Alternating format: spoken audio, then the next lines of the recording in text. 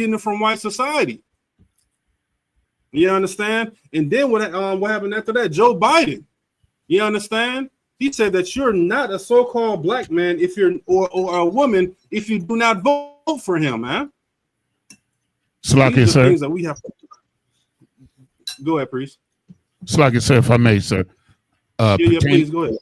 Pertaining to Zephaniah 2:1, right? I was watching a post, and it was this Native American brother, and he was breaking down how the devils had destroyed them, and it was exactly the way that they did it to us. He was talking about how, you know, when they made the treaties with these devils, they was allotted a certain amount of land, and they were allotted a certain amount of cattle. And as they began to become economically self-sufficient, the white man would always change the numbers and reduce their number of land, and even reduce the amount of acreage they could farm, and then reduce the amount of cattle that they could, you know, that they could grow. That's the exact same thing they did to us. So to know that we're brothers with those people, you understand? We're going through the same thing, and we should always be able to identify our brothers. THAWADAH, sir. Hey, that's real heavy that you brought that up, man. You know what I'm saying? Like, think about the Native Indians. Hell, they know exactly who the devil, you know, the devil who the devil is, man. You understand?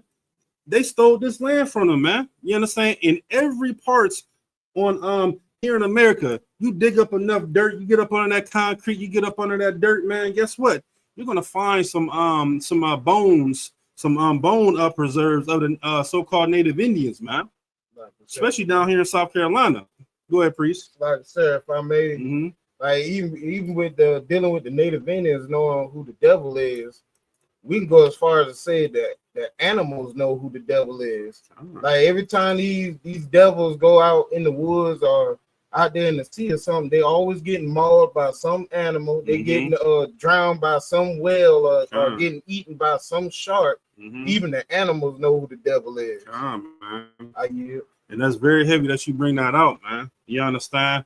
Because look at the, I mean, good night, man. Like the times that we're living in today is just so horrible, man. And we're living it every single day, man. We look at hell indirectly or directly every single day. Every single day we experience some type of hell, man. Whether you're living from paycheck to paycheck, hell, whether you're in a Fortune 500 company, you have to look at your brothers and sisters try to survive. You understand? We experience that hell every single day, man. And if you're not experiencing, guess what? You might want to reevaluate yourself. You may want to take a look in that mirror and say, like, man, am I on this pedestal just a little bit too high?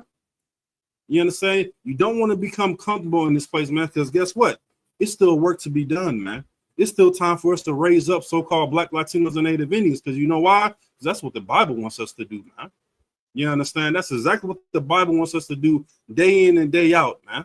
If you're taking this truth as a, you know, you're taking it very, very lightly, you may want to consider yourself, man. And especially if you're taking this truth as a number 2 in your life, man. Lord be with you, man. Lord be with you, man. And that's what it's all about, man. Knowing exactly what needs to be done, man. Following these laws, statutes, and commandments day in and day out, every single day. This is not no part-time thing. This is a everyday thing, man. You understand? Paul talking about endurance, man. You understand? We have to endure to the end. We got to die to that flesh every single day, man. Because guess what? Evil creeps up every single day in our lives, man. But we have this truth. We have you know, we have our generals, our captains, our officers, the ones that are above us, that'll be able to give us that counsel and that advice, so we will be able to survive in this world and also pull our brothers and sisters in here along with us, man. You understand? Let me see. Seen fight Fayetteville came on. Did Officer Zion, was you there, sir?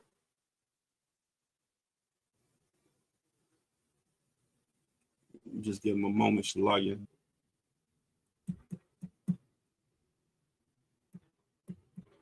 All right.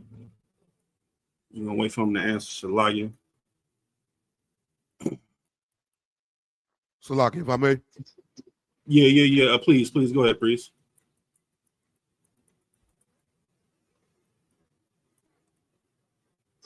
Yeah. Shabbat, yeah. You going in and out. You going in and out right now, priest. I want to.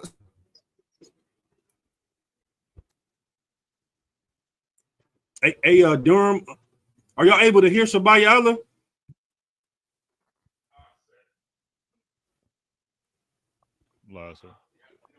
Okay, all right. Yeah, Shabbat. You may want to come out the stream and then come come back in. And Come. That's crazy because I was able to hear that part. Yeah. So like Officer Zion, Kawal Bankar, was y'all ready? Shalaya?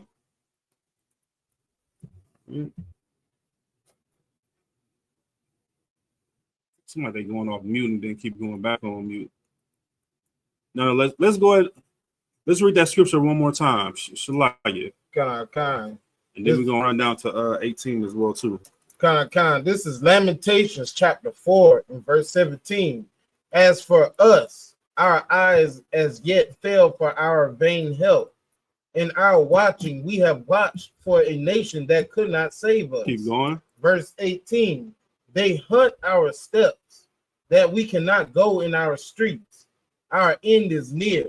Our days are fulfilled, for our end is come. You understand? And once we once we realize this, that this is a very, very intricate thing that they have done. What's that in Psalms 83? They have crafty counsel against us, man. Right. That we don't even know who our own people is, man. We don't even know who we are. You understand? And these are the things that we have to stand on, man. And for us to open up our eyes and realize that white society never loved us, man. Right. You understand? White society has truly never loved us, man. Oh, so like I see Fayetteville on now. Officer Zion, would you ready, sir? Shall I get? Officer Zion's not here yet. Y'all go ahead, rock out. Okay. Did you want to take over, sir? Shall I get? You got it. Okay. Most high Christ. You understand? And these are things that we have to open up our eyes to realize and see day in and day out, man. That white society has never loved us. They never cared for us. You understand? Along with these other heathen nations, man. The so-called Africans. You understand? Hell, you see what's going on with Dr. Umar Johnson. You understand? So why would you want to be a part of that quote-unquote Pan-Africanism, man? That has never done anything for our God's chosen people, man. You understand? And I'll be thinking about those what is it? Those what was that? Back in the day, when it came to Black Lives Matter. You understand? Like all those marches and the police brutality. You understand? Where was the so-called Africans when we were marching down there? Now, of course, hearing the truth, you understand, we don't agree with marching whatsoever because it does nothing for the change for the community. But you gotta sit down and ask yourself, where was the Africans at? You understand? Where were the so-called East Indians at, man? Where was all these other nations when we were getting hunted in our steps and being unalived in our streets, man? You understand? These are things that we gotta realize, man, and that's gonna make us come together even more once we have that realization, man, that we should be only for us. You understand? I'm using this old school reference, man. FUBU clothing. I don't know if anybody remember that. I might be showing my age now. You understand? What was it? For you, by us. You understand? This Bible is for you and also is by us, man. We wrote this book, man. Shabbat, would you did you want to say something, priest? Shalaya? I see you came back on.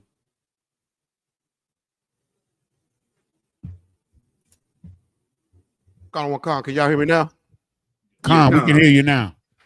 Much better. Okay, Most High in Christ.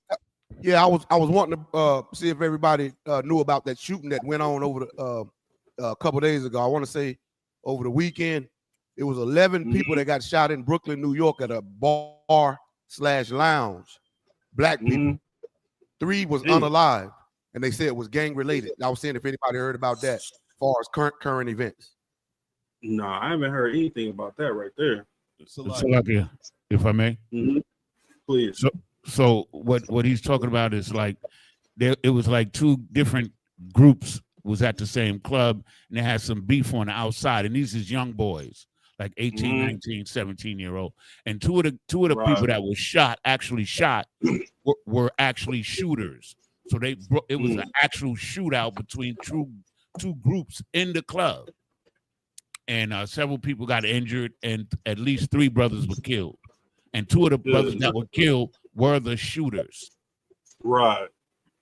Yeah, it's a damn shame, man. You understand? And we can think, what was that devil name? Ronald Reagan for that, man, with the whole drug epidemic, man. You understand? Like, we got to realize, man, that, like, even when it comes to these gangs, of course, you understand, we don't promote, a black on black crime, but we got to realize and look at the root of that thing. Where did that originate from, man? You understand? That came around the Ronald Reagan era, man. The whole drug epidemic, man. They flourished all the hoods in America, man, with drugs and guns, man. And had us what? Had us fighting one another, man. And now look at we in 2025, and it's just getting worse and worse every single day and every single night, man. Lucky. Yeah, please. That's a heavy point, man. As Blacks, Latinos, we always trying to emulate the devil. Back, New York, it's 2025 and niggas getting shot in mass numbers like that in New York. It's ridiculous. Right.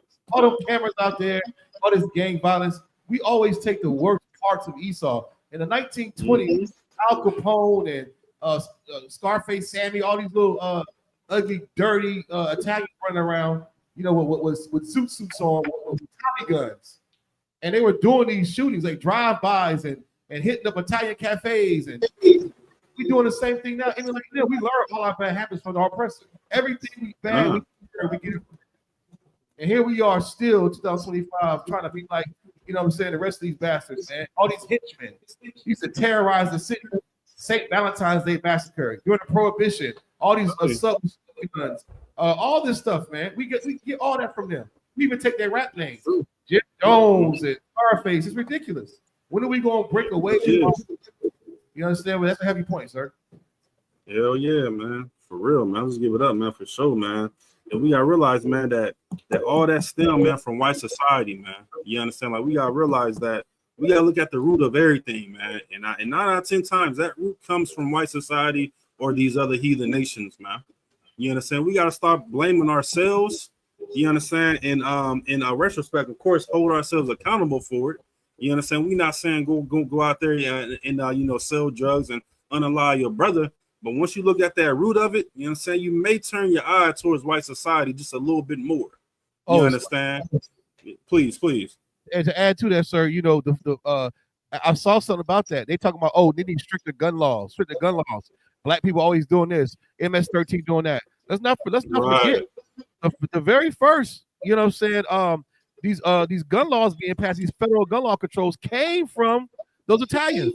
Running around Chicago, St. Louis, and New York, and Harlem, shooting up everything.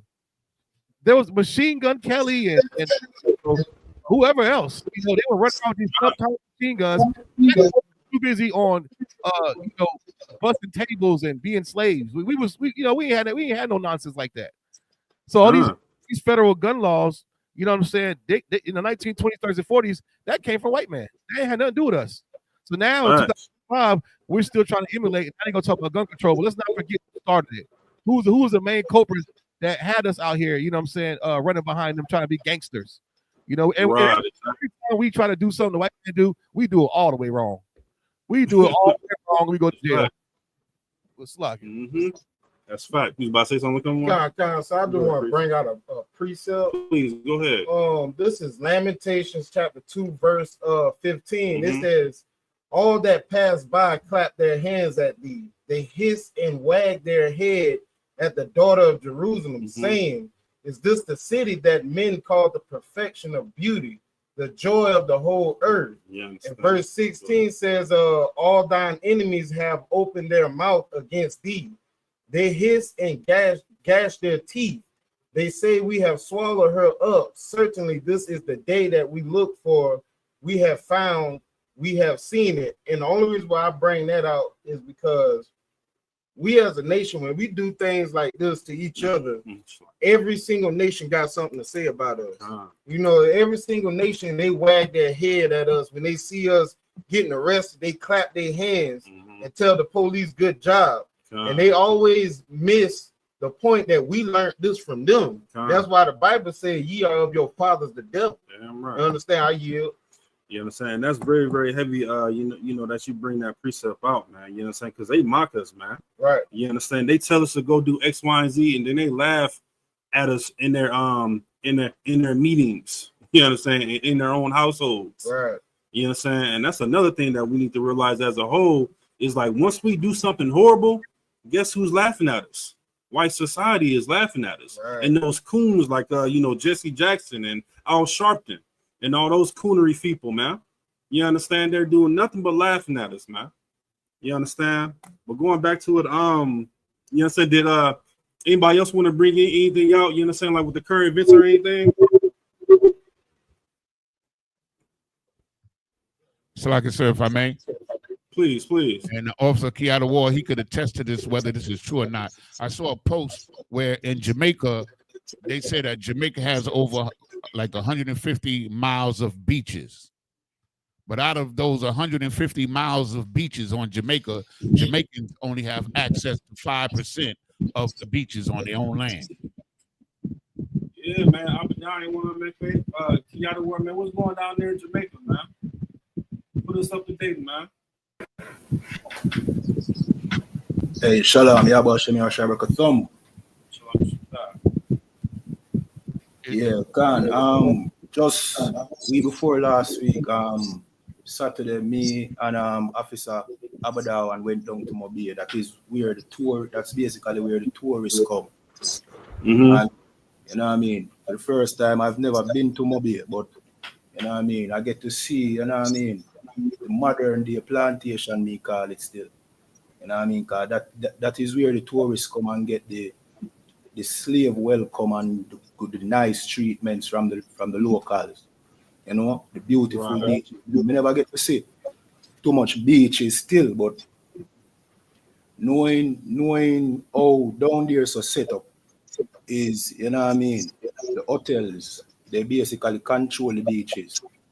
You understand? Yeah, them buy out the lands, you know what I mean. Officer Abadawan can break it down better, but you know what I mean, them basically buy up the property. The government allow them to buy up the property.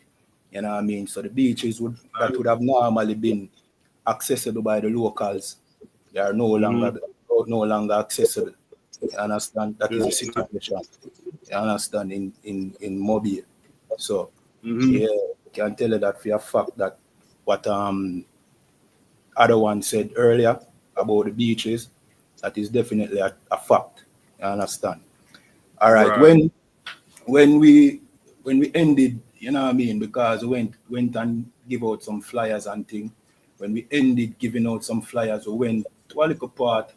I forgot where Abadawan said it was called, or what it was called.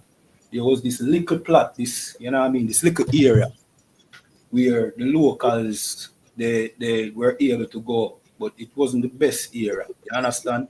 That was like a little part where, you know what I mean, nobody wants. The tourists them come there so too, you know, but nobody come there. You know what I mean? No, I mean like the hotels don't control there. You understand? But that is where the locals, but the best beaches, they are controlled by the hotels. You understand? And that is very unfortunate. Right. So that are the situation in Jamaica, sir. You understand? Hey. Abadawan, did you want to say something? Or expound on that? Salam, sir. I want you to answer about the thought. Hey, y'all must respect that. Okay, the ER is referring to Officer Kayara, the call when there's a dead end. Oh, yeah, one can dead end. Right. It's a ER in Montego Bay. It's like a 24-hour street. They really cater to tourists, you know, but everybody can go there. But it's the locals go there to hustle, really. But you know, they're not really trouble them. So they can hustle there right through the day, right through the night if they can manage. regarding the beaches, you know, the beaches have never been owned by really the people. Even when during independence, when they gave independence, the beaches were kept back by the crown, as to what I understand. So the commissioner of beach, there is a commissioner of, like you call him, a commissioner of beaches, who deal with the beachfront properties, and those are not administered by the regular politicians. Such a person is appointed by the crown. From the, what they have now in England is a king. So the king representative out here is the one who administers over. They appoint a person to administer over those beach land, which is why they can take it away without even the politicians can't do anything much about it. Of beach, no, is not. I didn't even know that there was a commission of beach. And so, you know, they have set certain things in place before they gave what is so-called independence, which is a trickery again. But you know, I intend to look deeper in this land and beachfront property thing. Hopefully I can do a full class on it one day. It's a sad, man, sad situation, man. You understand? Not only are we experiencing hell over here, you understand, over here in America, but we gotta look at those islands as well too. You understand? Ain't it like a hurricane going through, what is it, like Cuba in the DR right now too? If I'm not mistaken. I think it's fine. Yeah, I don't think that's that directly. You said that it was? No, I don't think there is a direct this over there. It should pass by. Okay, I got you. Might get wind and rain. Light wind, probably, and most of the rain probably. Yeah, man. Shoot, man. We just gotta keep on pushing down there, man. You know what I'm saying? Like, it's definitely some brothers and sisters that are gonna be you know, definitely prevalent to this truth, man. So you understand, y'all keep pushing, man. And if y'all need any assistance from me, man, you know, y'all just reach out, man, for sure, man. Y'all got no issues with helping out, even when I'm way over here, man. Hey, Durham, do y'all have any like updates on what's going on in DC?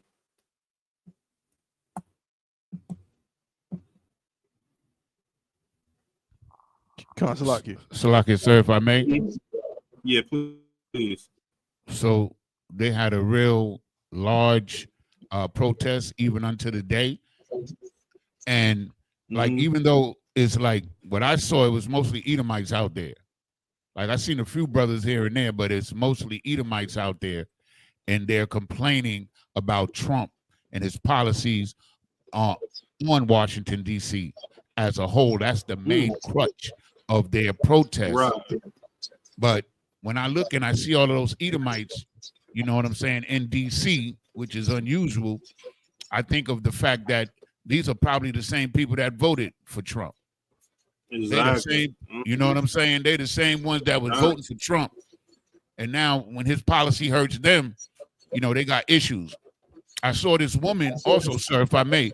I saw this woman, she was a farmer, and she said most of the farm products that she produced went to U.S. aid.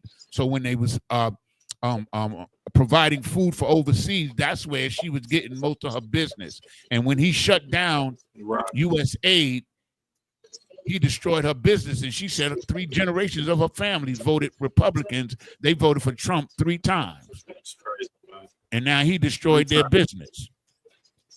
So that was good. I was happy to hear that. Salaki.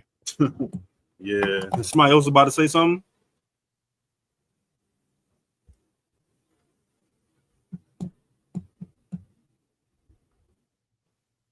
Salakia, Mardaka, can you hear me?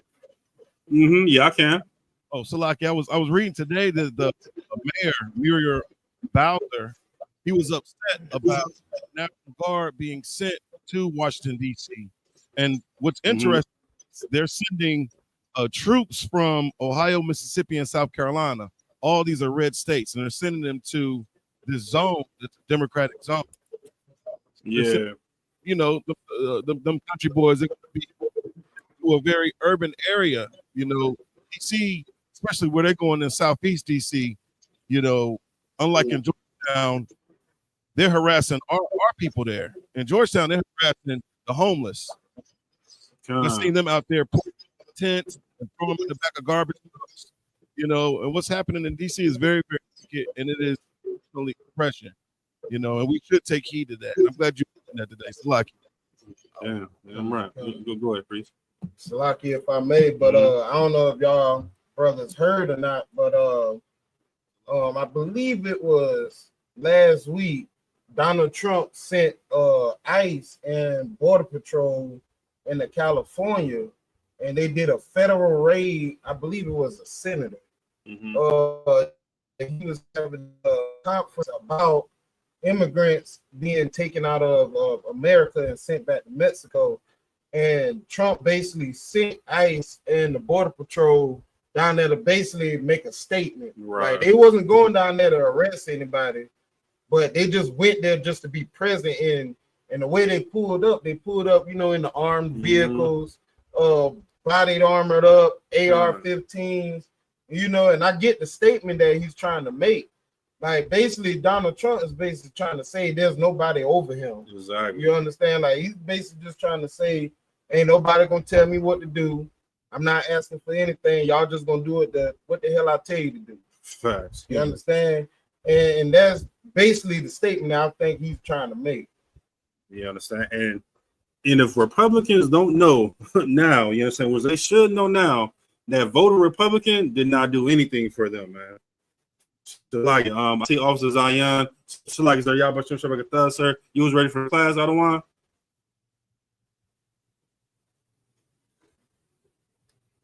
So like I said, we can't hear you. Can y'all hear me? Yeah. Come on. I'm gonna pass over to Precinct Officer Zion.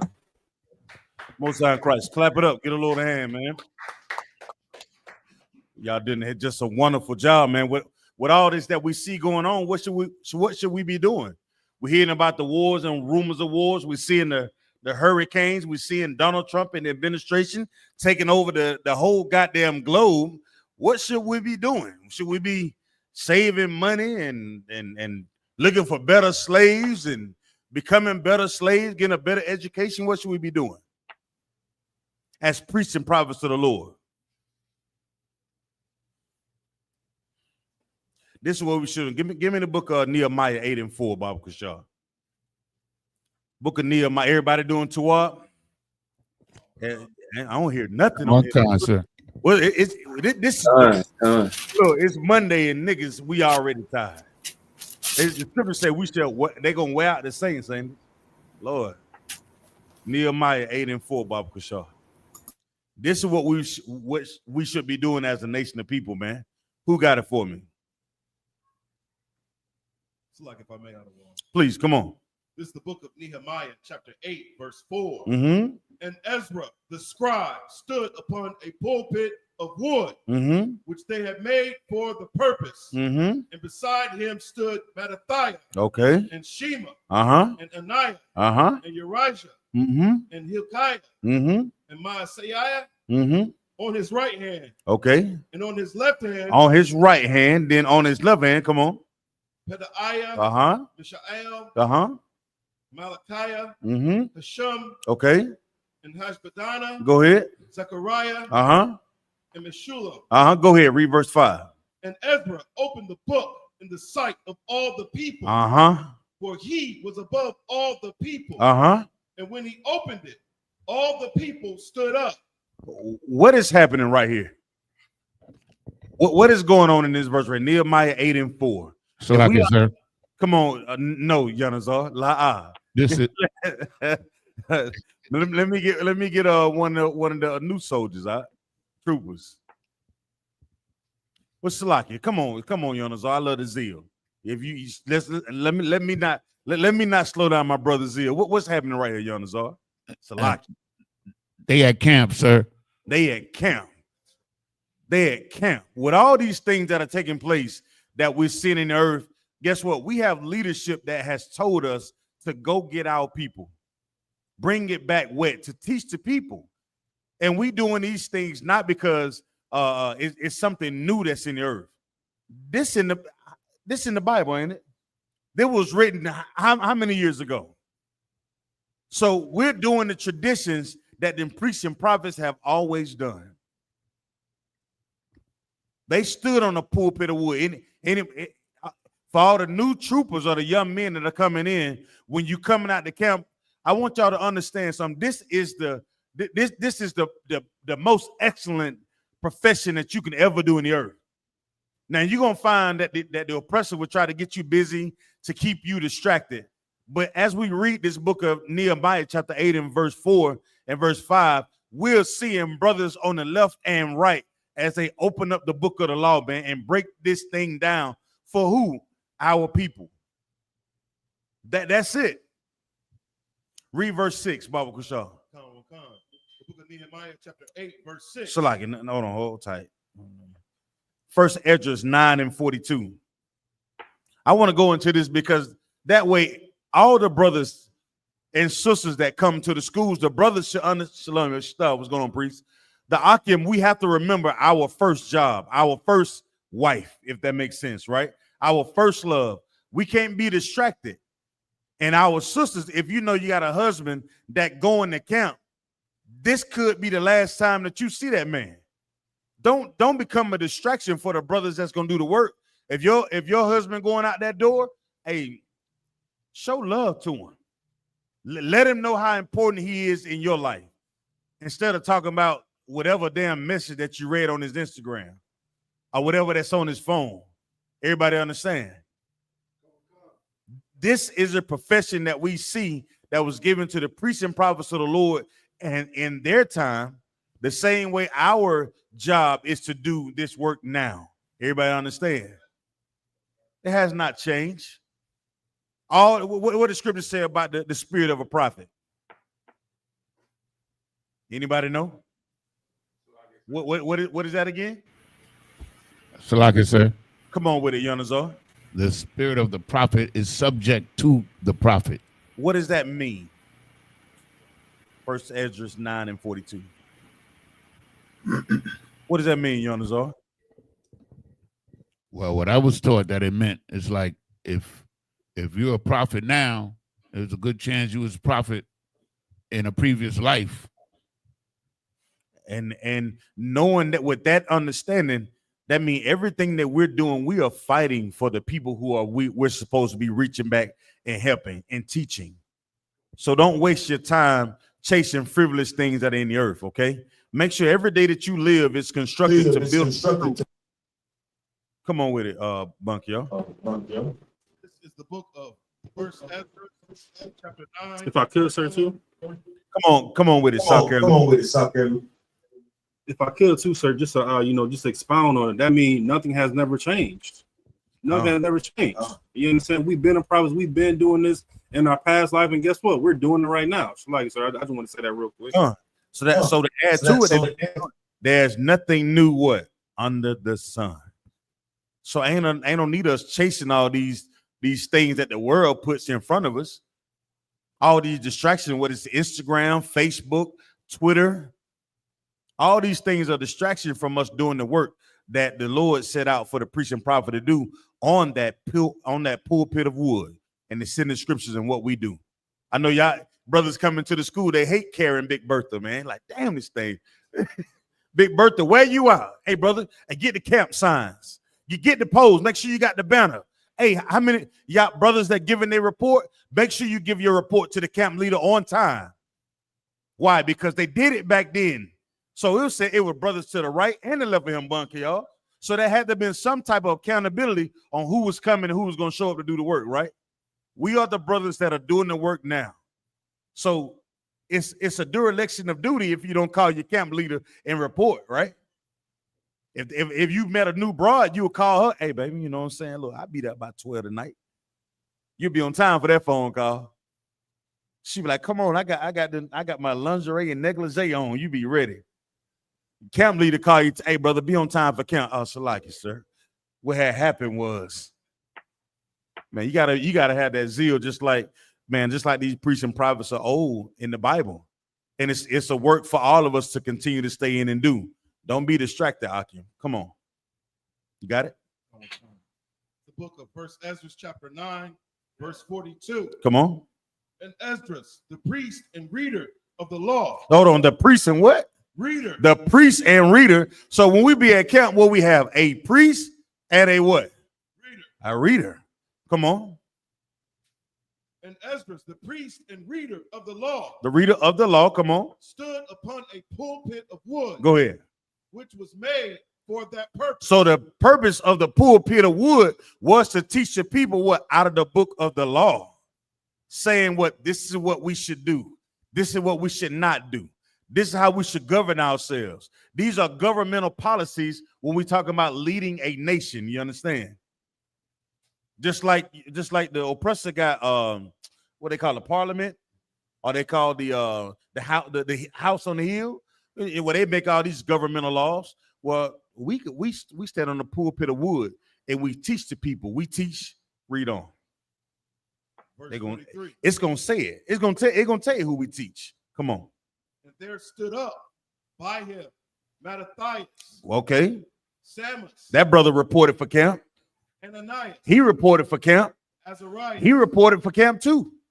Uriah. He reported camp early. Ezekiel. He did too. Blasphemous.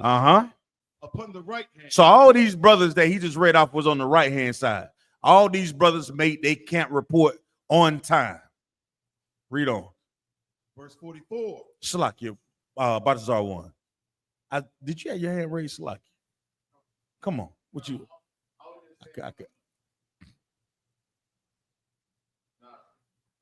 I can't even see you. Go ahead. No, I was just saying in reference to that scripture, like that scripture, what was it? A priest, what I need that scripture too as well. But it's referring to who you are now is who you're gonna be in the next life. Like what you do in this life matters for the next. Right.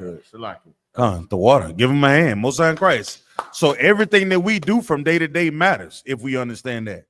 Come on, Bunk, yo. Verse 44. So let's see who stood on the left hand side. Come on. And upon his left hand. Left hand side. Stood Phaldeus. Misael. He reported the camp. Melchiah. He reported the camp. Lothasibus. He reported the camp. And the Bari. He reported the camp. Go ahead. Verse 45. Now, guess what? These are brothers that we're talking about. We don't see any sisters reporting the camp, right? So when you see these other church groups and they have these sisters out, what are they doing? That's not according to the history that's in the Bible. They're doing their own thing. They're not following the traditions of the Bible, man. The ISUPK, we follow everything from top to bottom in here, man, because we're taught to do it. That's what makes every brother and sister that comes into the school gold. But sisters, y'all have a very important role as well. An extremely important role. Come on, brother. We're in the book of First Ezra, chapter 9, verse 45. Come on. Then took Esdras the book of the law before the multitude. Before the who? Before the multitude. Go ahead. For he sat honorably in the first place in the sight of them all. Go ahead. Verse 46. And when he opened the law, they stood all straight up. So Esdras blessed the Lord God Most High, the God of hosts Almighty. This is camp. This is camp. You ever wonder why we go out in 100-degree weather and teach our people the truth of this Bible? Because it's in your blood. It's in your blood to do so as a priest. It's in your blood. It's amazing how we sit out at camp. It could be 102 degrees and the Lord has sent us a breeze and we'll be cool all day. It's amazing how we be at camp. It can be cold and a brother step on that pulpit of wood, Big Bertha, and start breaking down these scriptures. And I've seen brothers come out of their Hebrew Academy covers. Kodan. I've seen brothers get so hot in it be negative 22 degrees. Niggas coming out that academy cover. Because you realize how important it is to teach our people, man. That would say open up and taught the multitude. Who would be the multitude? The people who would want to hear the voice of the Lord, man. To understand the importance of the priests and prophets. See, it's all a game now. We're all distracted by these. Like I seen the video, and this guy was like, imagine if somebody took your phone out of your hand, right? Everybody would basically be looking like this.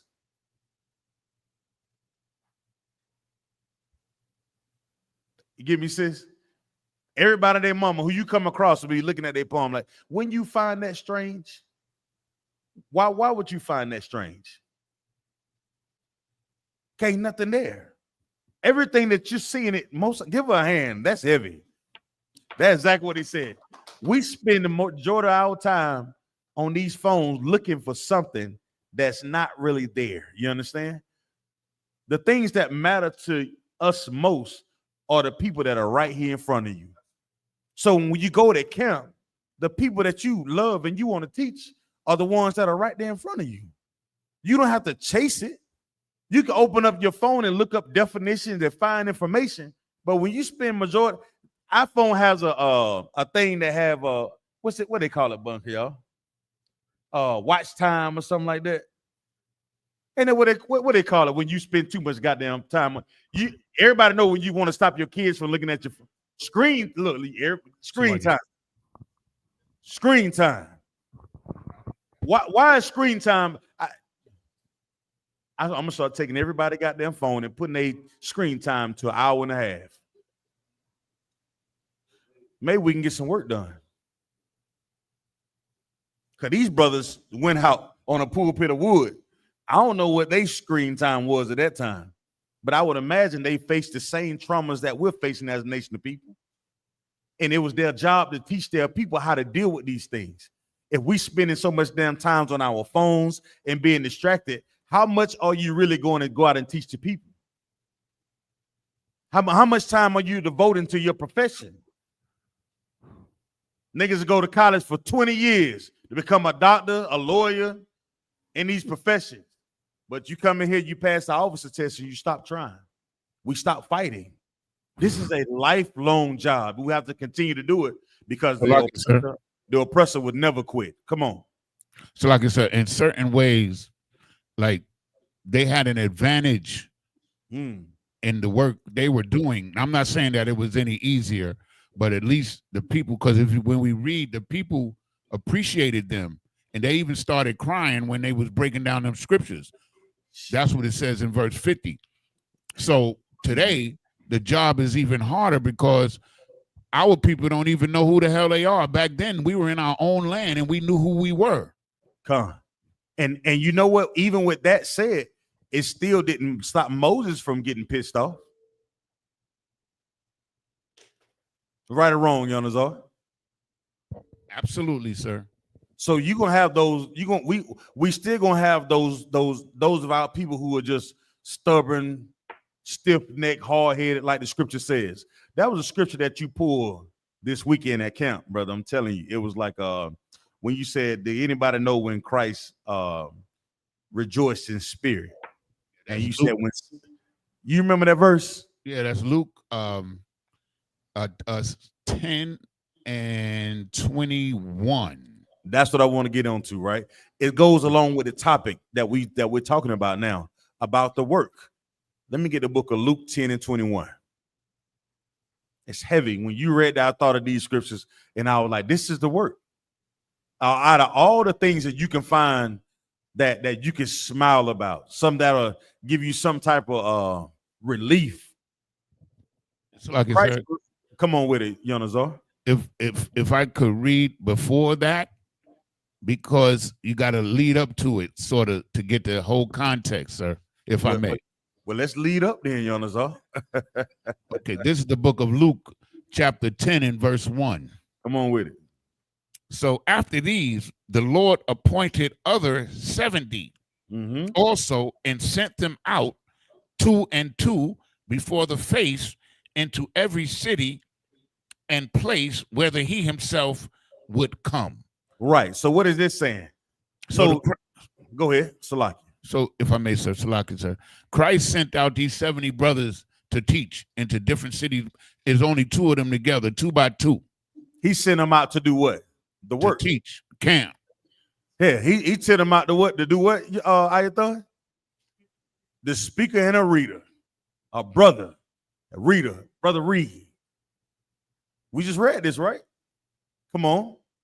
And then we could, if I may, sir, we could skip to verse 17, sir. I thought you said we're gonna lead up to it, you know. Well, this is I mean, we know they went to camp, right? I'm just messing with you. But we're gonna get the gist of it, sir. Salakia. Let's go. If I may. So in verse 17, it says, and the 70 returned again with joy, saying, Lord, even the devils are subject unto us through thy name. Right? So what's happening here is they went out to camp and they came back with an excellent report. And the report was so excellent that, as far as I know, in verse 21, this is the only place in the Bible that I've read that Christ rejoiced in his spirit because of this work that these brothers did. And that's verse 21. Verse 21. In that hour, Yahushua rejoiced in spirit and said, I thank thee, O Father, Lord of heaven and earth, that thou hast hid these things from the wise and the prudent, and hast revealed them unto babes. Even so, Father, for it seemed good in thy sight. Yanazar. Now, I'm gonna lead up with you on this one, but you have to read verse 19 for me. Kind of one concert. Verse 19. Behold, I give unto you power to tread on serpents and scorpions. All right, stop. So what does that mean? This is Yahushua speaking, right? Concert. And we know this how?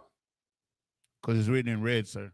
So he said, I give unto you power to tread on serpents and scorpions. Why is Yahushua saying this to the 70 souls? Salaka, sir. Uh-huh. Could it be that nothing could stop them, nothing could harm them in going out and doing this work? Like the Lord was with them and nothing was going to harm them. That's right. But let's take the make it practical, because sometimes when we say it like that, the way you said it, some people be like, well, how do I know the Lord is with me? Come on, Balthazar one. Salaki, the serpents and scorpions are the oppressors in this nation. You know what I mean? The men with power to destroy, to kill, to unalive. You know what I mean? Everything that comes against you, he gives us the power to overcome it, to step on it. Right, but how does the Lord give us power though? What you're saying is right.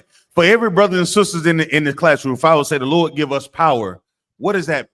How is he giving us power? Salaki, through his word. That's how he gives us power. Man, give him a hand. So his word is saying what to us as priests and prophets of the Lord when we go out and do this work? His word is saying, behold, I give unto you power to tread on serpents and scorpions. That's true. But what is power though? What is power? Divine protection. Think about it. If you're at camp and somebody says, brother, I give you power, what does that mean? Salaki, sir. Come on with it. It's authority. Thank you. So how do we have the authority over the serpents and the scorpions? By the Spirit of the Lord, sir. That's true, but what does that mean though? Salaki, sir. Come on with it, Tabawan. Is it talking about like the authority that we have to go out there and, you know what I'm saying, and we doing something that's unbelievable. We going out there and telling the oppressor he's the devil to his face. You know what I'm saying? We literally treading right on that serpent in a way that they not used to. You know, the oppressor, he think, like the other scripture says, you know what I'm saying, that nobody can bring me down. But we out there telling him the truth about who he is to his face. And we have to do what? To tell somebody the truth about themselves to their face, you're going to give them what? Slide, sir, if I could, sir. Uh-huh. I think about that power, like how his words are speaking through us to the point where we can have an oppressor bow down and kiss our boots. And we do that right with the power and the authority that the Most High gives us through what the oppressor. We got to shame the oppressor, Akim. Come on. It's like, sir. We got to tell him that he doesn't belong in the seat of his authority because the people are mourning. We belong in the position of authority. You understand? It's like, sir. Come on with it. I was going to say, Captain. And with that, I want to turn the class over to Captain of 13,000, Captain Nayathaq Banyamya. Y'all clap it up. Somebody trying to sabotage me, man. Jeez. How y'all doing? Shalom. How y'all doing? THAWADAH, sir. Y'all good? Yeah. All of a sudden, I just lost all internet. Hey, Salaka, sir. Come on.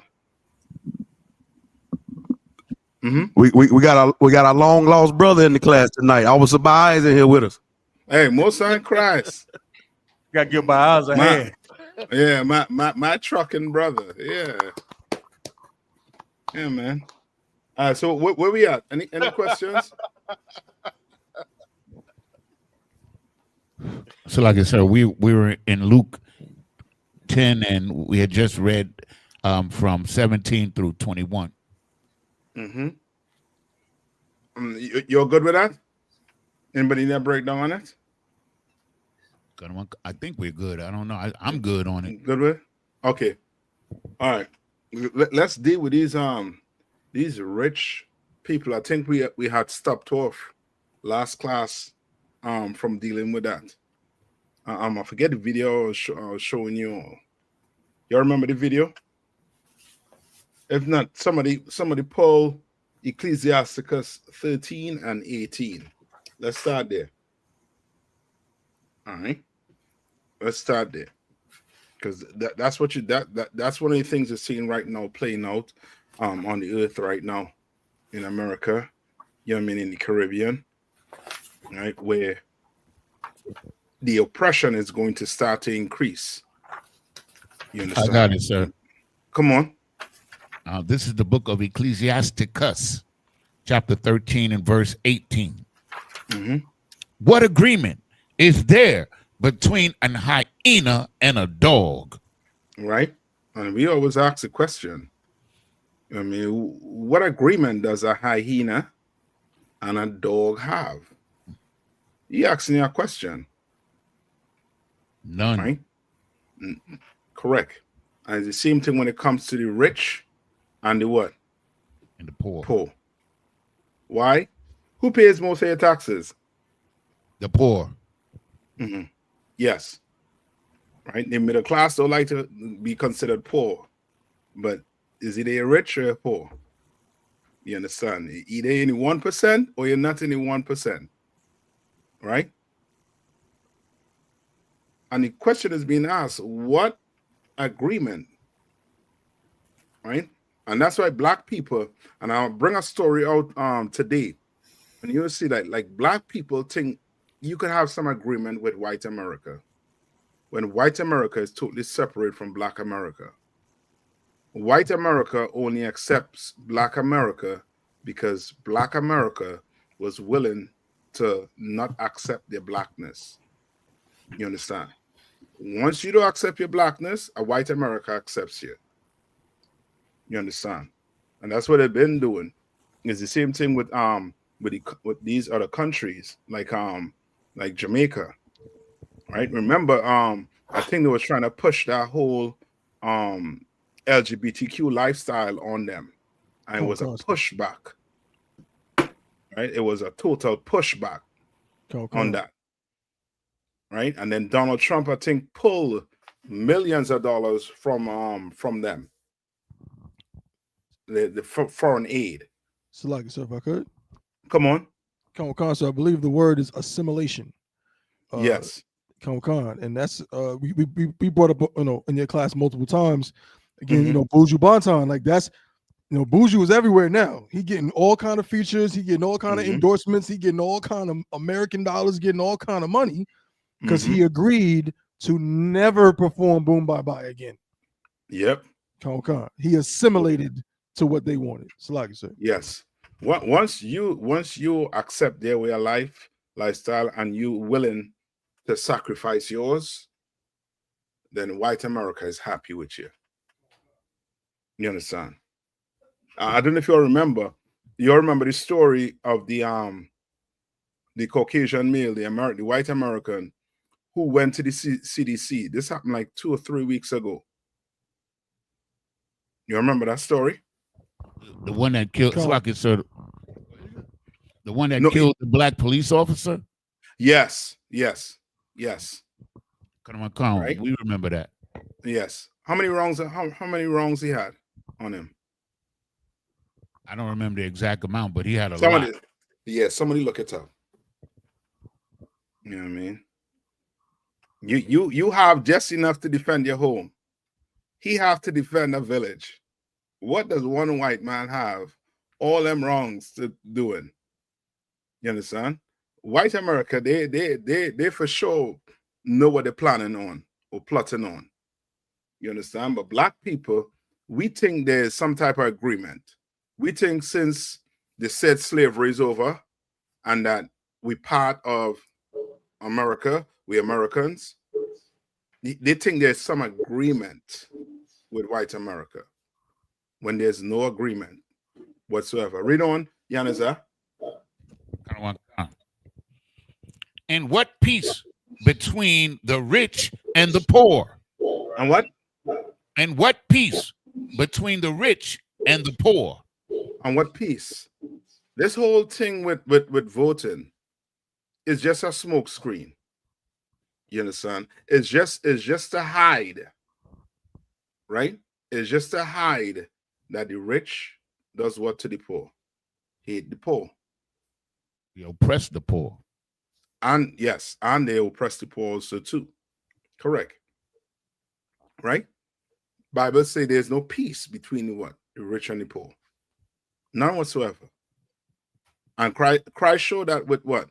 When he did what? When he told the rich man to do what? Sell what you have. Sell what you have. Give up everything you have. And that rich man is like, that's too hard. I ain't doing that. I'm not. Right? Read on. Verse 19. As the wild ass is the lion's prey in the wilderness, so the rich eat up the poor. You understand? Like the Bible is, is giving you as clear as, day. How many of you have been Christians for the past, 10 years of your life, and you ever read this before in church? Never.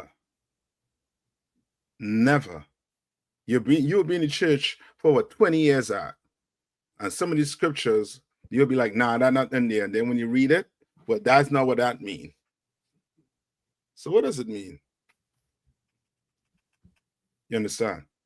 Like the Bible is as clear as that. The Bible trying to tell you that that rich people are going to what? Be enemy. Shalaki. You understand? Come on. Nah, what's so heavy about what you're saying, Adawan, is I remember when I first came into the truth, and Rodgers told me that what he said. He said God don't love everybody, and I said, you wicked. I said you weak. I said you weak for believing. Hey, you need to throw that stuff away. Meanwhile, I had a whole bag full of unbelievable in my lap, man. Shalaki, I just want to throw that out there. Yeah, I'm telling you. Like this Bible is, straightforward. Teaches you how to what? How to live life. It teaches you what to expect. So you're not shocked. You understand? Some of us shocked that, that these rich Black people, Hispanics, or First Nation people don't love the people.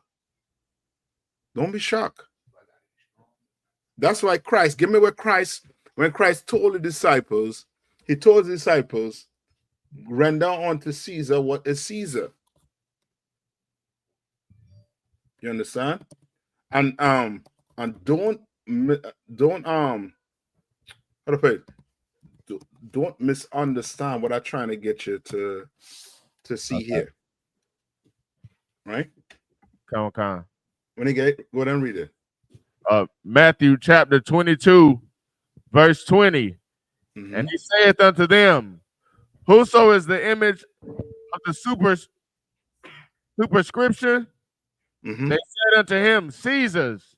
Then right, said Caesar. And that's what black people have to understand also too. That's a sign that you're still in captivity.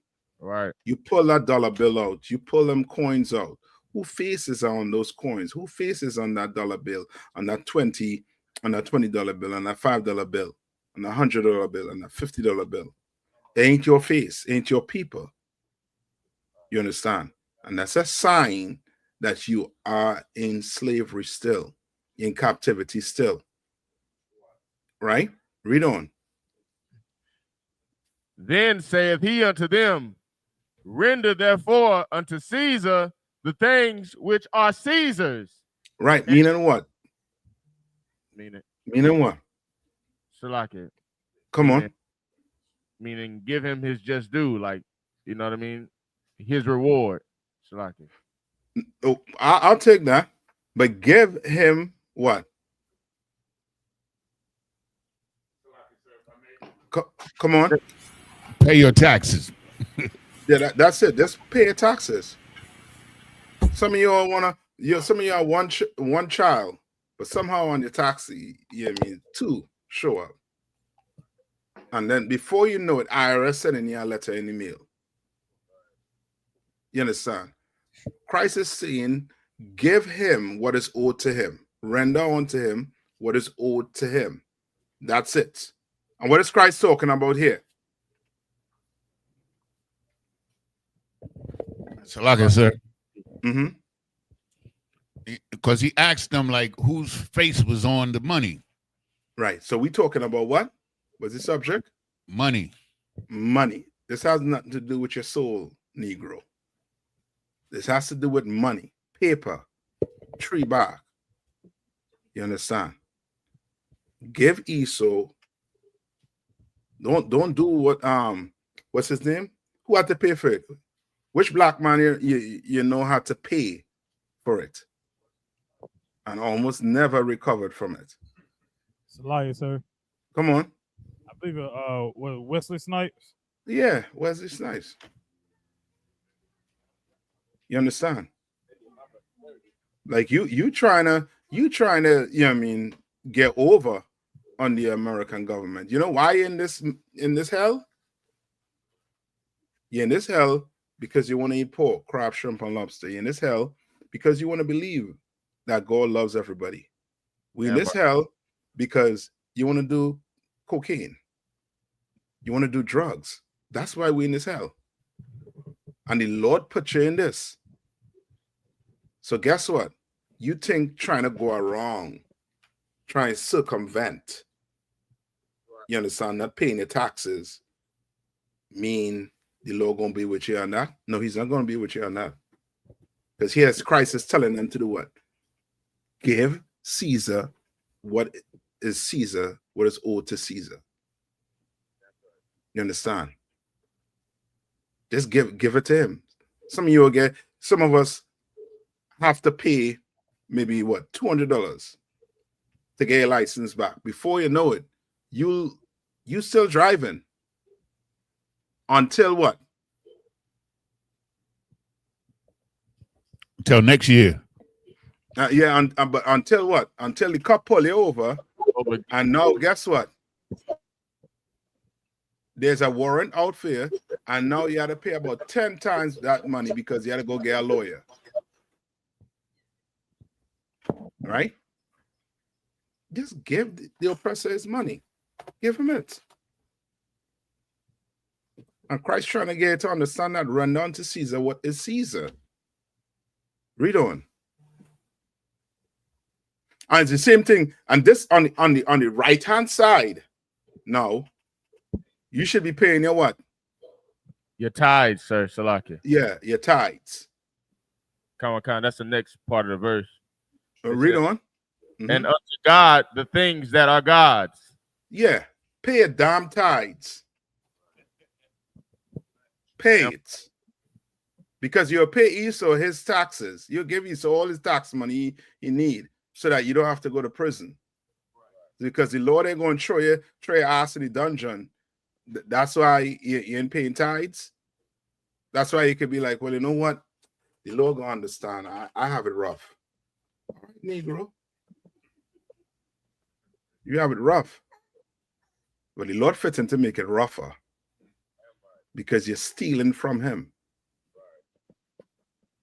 You steal from the oppressor. He coming for you. You're going to get that IRS letter in the mail.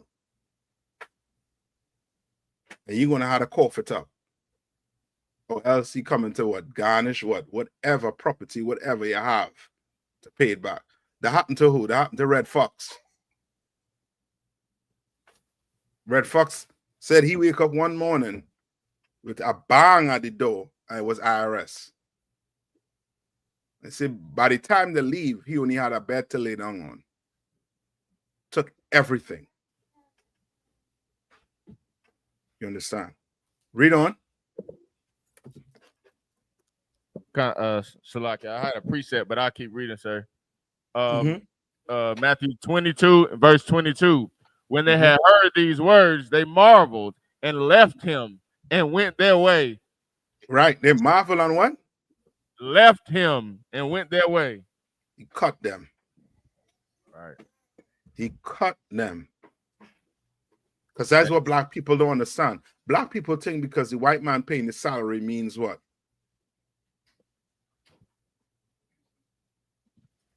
So like I said, what'd you say? Black people think that because the oppressor is paying your salary means what? So like it, that he's above us. Well, yeah, he is. But that we should have allegiance with him. Yes. That now we owe him our soul. Now we owe him our honor, our integrity. You understand? So like it, sir. Come on. Now, just on that topic, I got a precept. Because white people can execute their punishment, like, you know what I mean? We can see their punishment take place like right away. You're not paying your taxes, you can go to prison right away. You're not paying money for your house note, you can get your house evicted right away. Because they do that, we feel like they have more power over us, but we'll still go sin against the Lord. We won't pay our tithes because, you know, what would the Lord do for us for not paying our tithes? Because we don't see it right away. So I got a scripture. It's Ecclesiastes 8 and 11. It says because sentence against an evil work is not executed speedily, therefore the heart of the sons of men is fully set in them to do evil. Like, that's so true among Black Hispanic Canadians.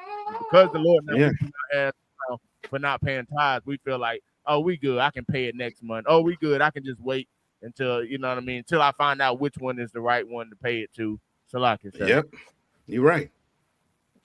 And the Lord is not having that. You're gonna be forever be broke living like that. Now go back to Ecclesiasticus.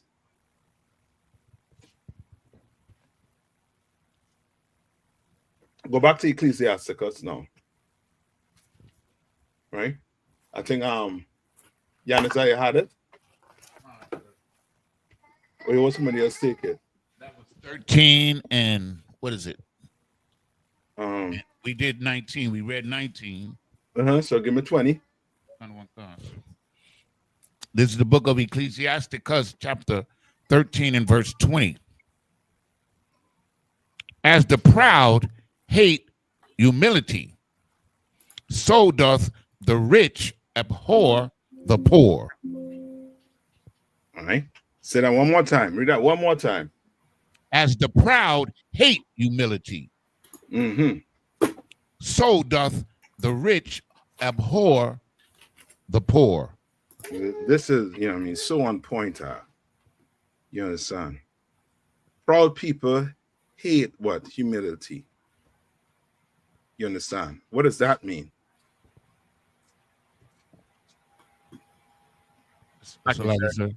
Come on. So like back in the day, I think I did a little class on this. Back in the day, what proud rich white people used to have, they used to have what's called a disappointment room.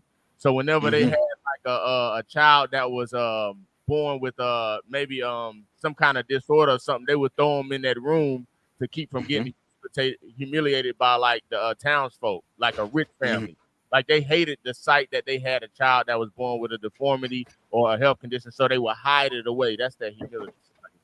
Right. Yeah, give me a little more. Where's your proud people? Come on. So like it's like during the civil rights movement. You understand what Martin Luther King and them, when they was doing that peaceful protest, and they was acting non-violent, being real humble, but it made the white man even angrier and more violent towards our people. Okay. Okay, this is not saying hold on. This is not saying like proud people hate humble people. This is saying the proud, they hate humility. So like it, sir. Come on. Would it be like Usain Bolt, the fastest man in the world, and he run a race and he come in last? Okay. Simpler than that. Come on. Hold on. Let the young man go.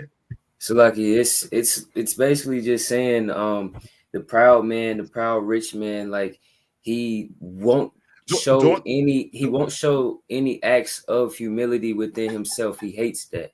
Like that's what it's saying. Just give me the proud. Don't put rich in. Well, the proud man won't show any acts of humility within himself. The hatred of it won't allow him to do it. Okay. So what proud people hate? Salaki, sir. Hold on. Tabo one. A proud person hates shame. They hate, a lowly state. They hate anything that, makes them not, feel that that sense of, that highbrow sense of self. Yeah. So lucky, if anything, just harms the proud man's ego. Hold on, young man. Hold on. Somebody. Like, if I may, like a proud person hates their flaws and imperfections. You understand? Kind of like Donald Trump. He don't want his flaws or his imperfections revealed because he's too proud. He doesn't want to feel the backlash for not being perfect or not getting recognized. So just simply hate people. Proud people hate to be what? Wrong. They like to be told they're wrong. You understand? Proud people, they think they're always what? That was right. Come on. I was gonna say they hate me. They always think they're right. I was just gonna say they hate that. You talk to a proud person. Well, brother, the sky is blue. No, it's not. It's not blue. How you know it's blue? It's not blue. If I could too, sir. Come on. I was just gonna add too, sir. White society, they hate to hold on to that accountability for being wrong. Yeah. Like the white man is so proud of. You can't tell him he's racist. You can't tell him he's wrong for what he's doing. He's not going to accept that. And Donald Trump is a good example of what a proud person look like. You understand? A proud oppressor look like. You understand? And the Bible is telling you, just like proud people hate humility, meaning proud people hate to be humbled. They hate to be humble. They hate to do what? To at some point take what? Take the low.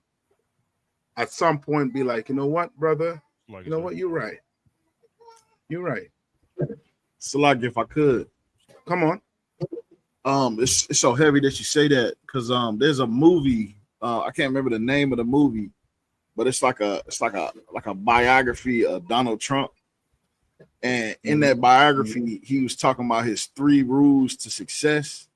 And one of them was to never admit defeat. Yeah. Said claim victory always. Yeah. And that's him. And that's a proud man. Right? And it's saying what? So that's what? So that a rich man hate the poor. Right? And just remember, I'm not saying you cannot be rich. But I'm saying what? Majority of rich people, they do what? They hate the poor. They despise them. Read on. Salakia. Okay, verse 20. As the proud hate humility, so doth the rich abhor the poor. Verse 21. A rich man beginning to fall is held up of his friends. What does that mean? So if you're rich, and we see this all the time, Adawan, we see this all the time. When you're rich and you falling and you're having hard times, you know, the other rich people will help you. They'll hold you up. They'll uphold you. They'll give you a loan or give you gifts, whatever you need to, because they know what is. They don't want to see you be a poor man because you was one of them. Well, okay. Yeah, but okay, remember, these scriptures comparing who? The rich and the poor. The rich and the poor. Poor people be the ones to come to do what?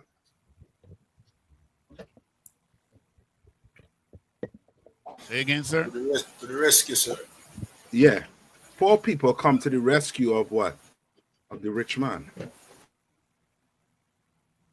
Right? Poor people. Not so much P. Diddy.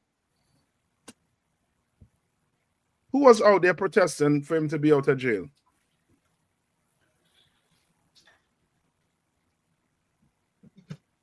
Salakia. It was poor people, sir. Yeah. People on the streets.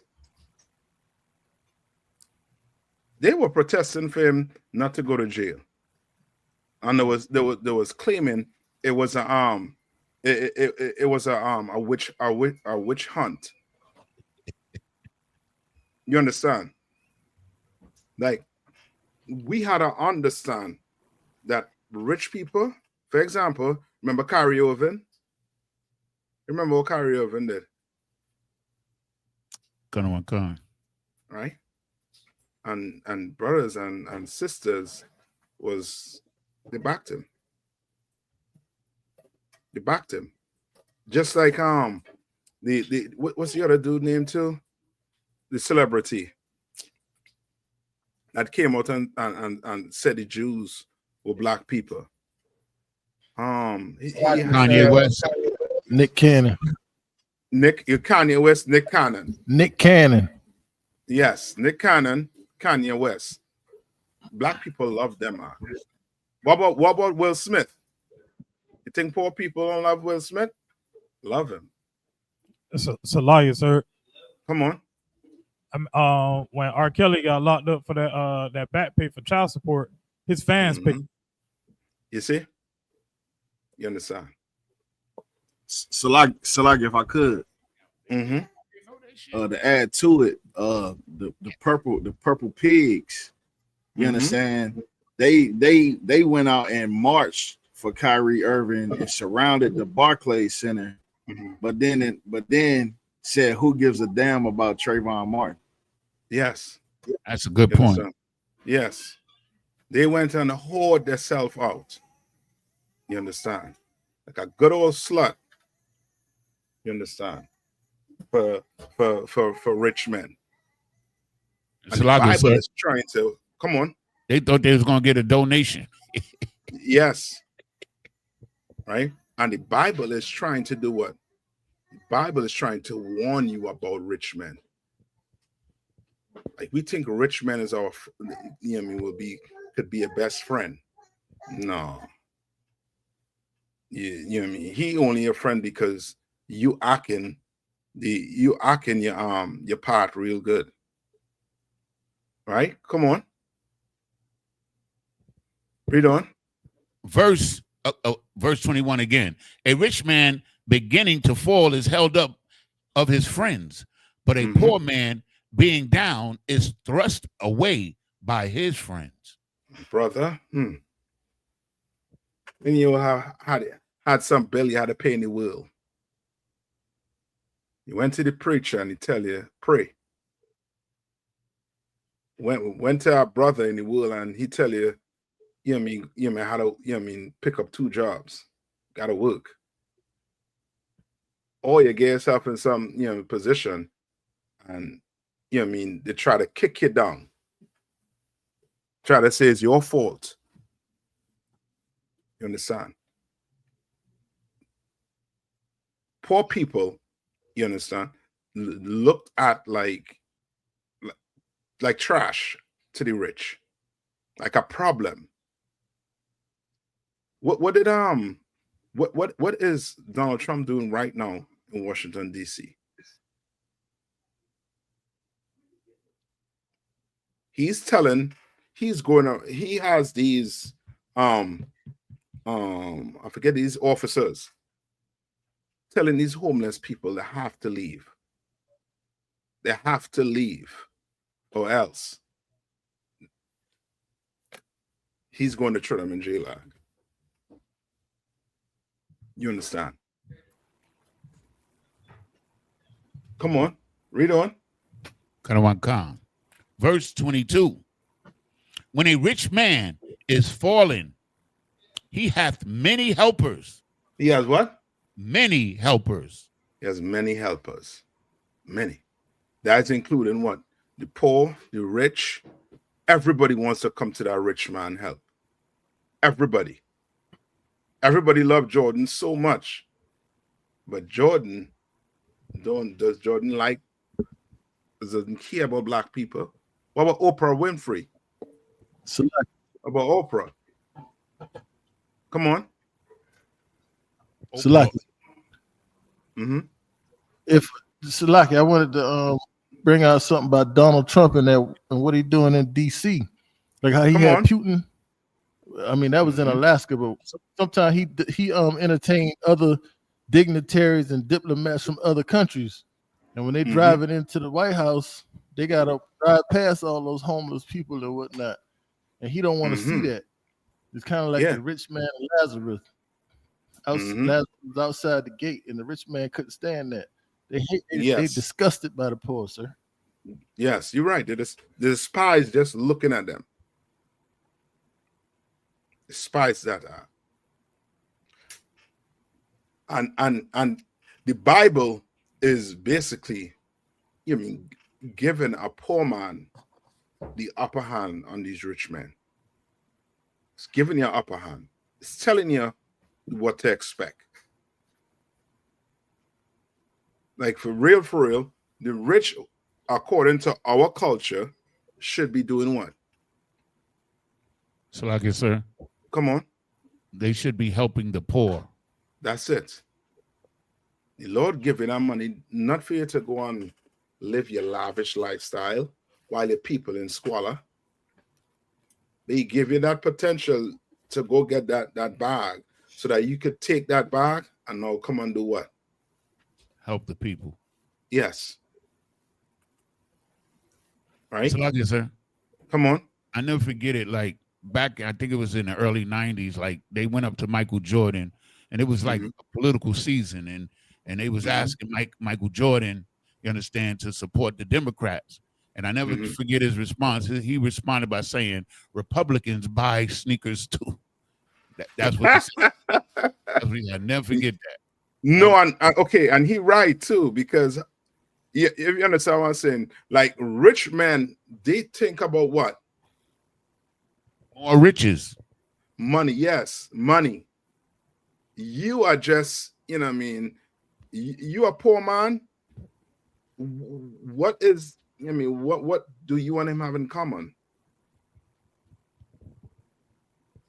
You understand? Right? Read on.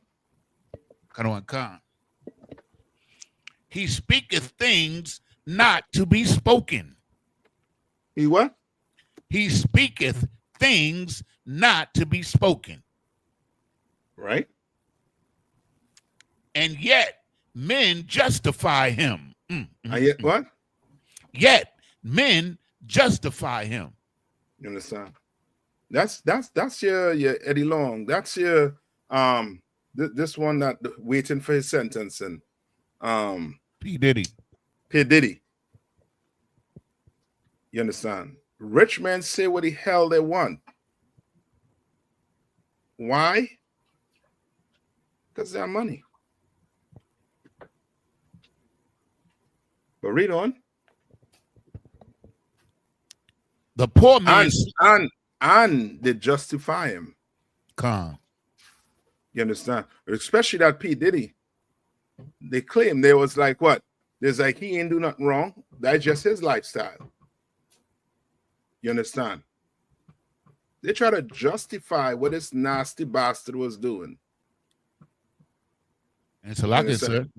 Even Trump was considering giving him a pardon. He was talking about it. He was considered doing it because he's just like him. Yeah. Just like the pagan crew. You giving this man all this money. And now it come out that, you know what I mean, he fitting to get pegged or been pegged. You know what I mean?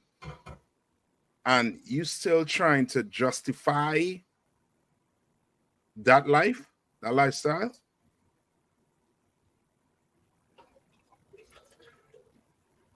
Read on. The poor man slipped, and yet they rebuked him too. Yeah. You know, poor people slip. Poor people might make bad decisions. Poor man might be decide to do what? You know what? I have this $100. I am going to bet this. I'm going to gamble this. That's slipper. Because now, guess what? You might owe 200. Might make a bad decision as a poor man. You slip. And what happened to him? And yet they rebuked him too. They're going to rebuke him too. Right? Read on. He spake wisely and could have no place. Right? He slipped.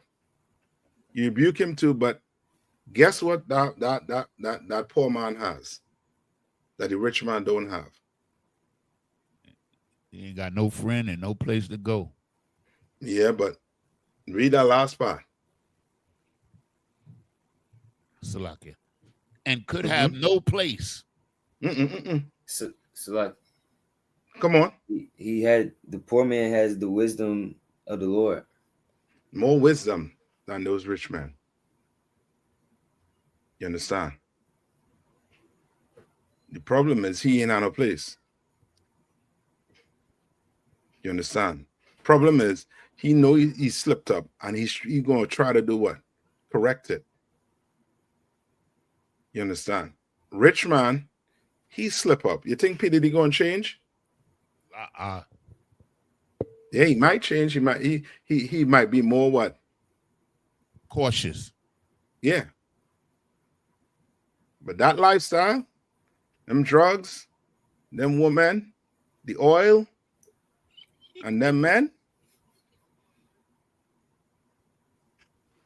right? We got to get that one where it say, you know what I mean, with all rich men fall into a diverse lust. Somebody look that up for me. Right? Read on. Verse 23. When a rich man speaketh, every man holdeth his tongue. Brother, we live in this. Black people live this. How many black people hold their tongue when they heard Dr. Umar Johnson speak? They told this man was going to do what? Build a school. He was going to build a school, not just build a school. He was going to bring that blackity black culture back.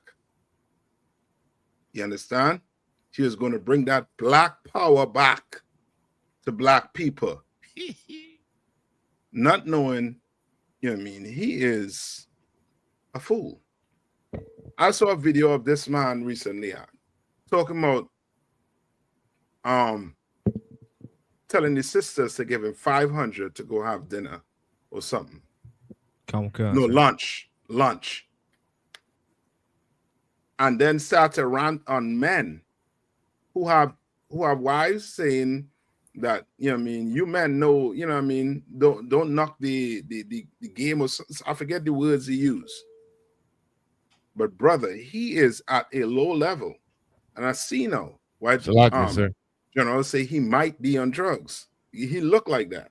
He's saying things like, you know what I mean, like he on drugs. Come on. He said, don't hate the player, hate the game. Yeah. Now you sisters gonna have to be dummies. You understand? I want them names. I want to make sure you pay yourself. I want to see you next to Umar Johnson having lunch with him. So I'll have you down as a dummy. Read on.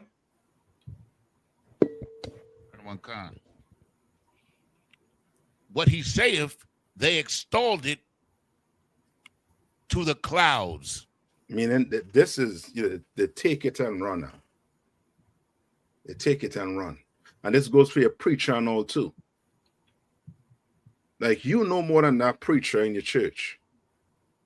And you go break this down to your family member. They will take his words and run with it. They'll be like, yo, you know what I mean, what he's saying is so heavy. You understand? Read on.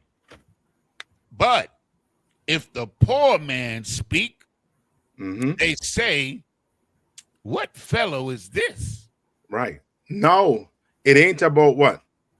And you know what I mean, gone are the days when, you know what I mean, when your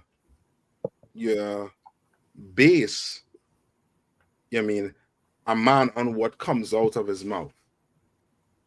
Today, they based a man on what? The locket, sir. Come on. His money. Yeah. So this man rich. He must be able to tell me how I could be what? Rich too one day. Right. And whatever he is doing, I'm going to do. Not knowing, you don't know if he had to be in a triple bucker in some back room with some producer. Remember what's his name? Tyler Perry had to pay what, millions of dollars for? Right. Making sexual advances to a Caucasian male. Right. You don't know what these men had to do to get his riches, but all you know, they're rich, and whatever coming out their mouth, it must be gold. You hear Denzel Washington make a speech? Salaki. Oh boy. Come on. We can't forget about that Shannon Sharp. Oh, yeah. Yep.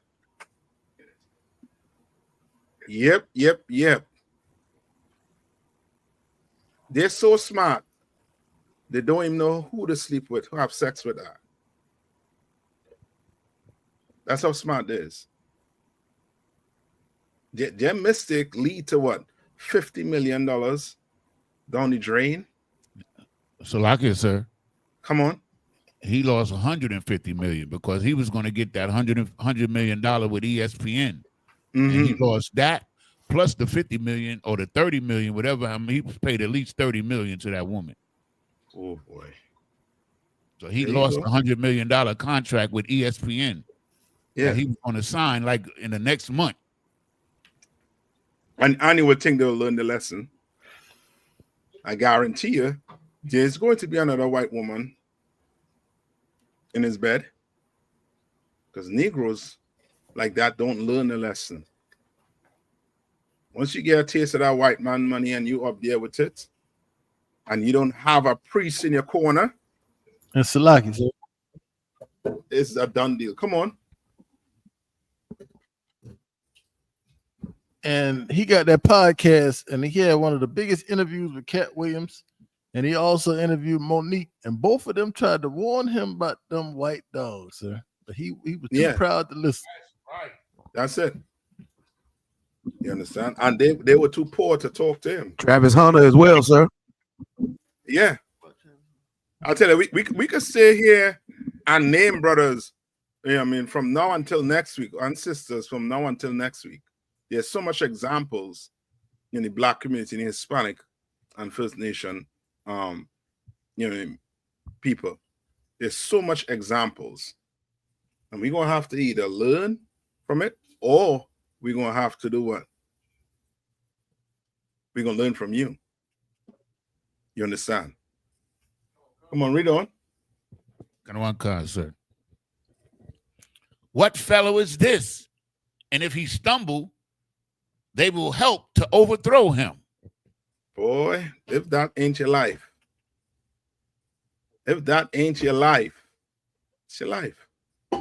That's why you have a responsibility in here to make sure you're doing what you are supposed to be doing. You understand? You don't have, you just think about it like this. Can a pilot have a bad day with you on the plane?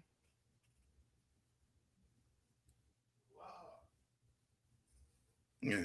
Can a pilot have a nervous breakdown? You know what I mean? He got a call, you know what I mean, saying, or somehow before the plane take off, you look on the camera and some man in his house, he fitting to have a nervous breakdown. What's going to happen? He's going to crash, sir. Yeah. More than likely, he may crash, or more than likely, it's going to be, you know what I mean, it's going to be a terrible experience for you. Sir.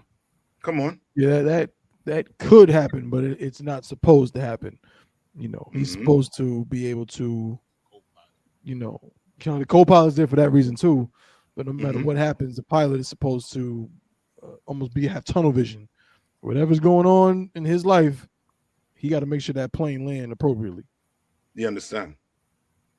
That's you. Whatever going on in your life, you better call, get the help. But that does not give you the right to go back into the world. You understand? Or brothers or your family members, they're going to do what? They're going to do what?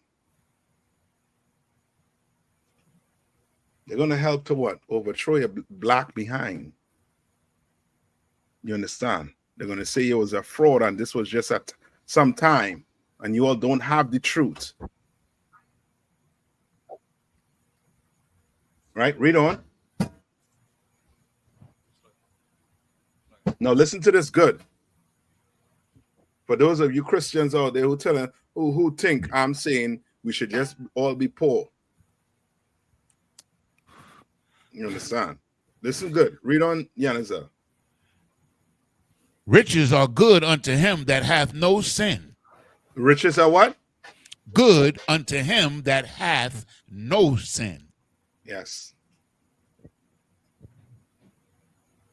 And poverty is evil in the mouth of the ungodly. You understand? Right? Like it ain't a sin to be poor.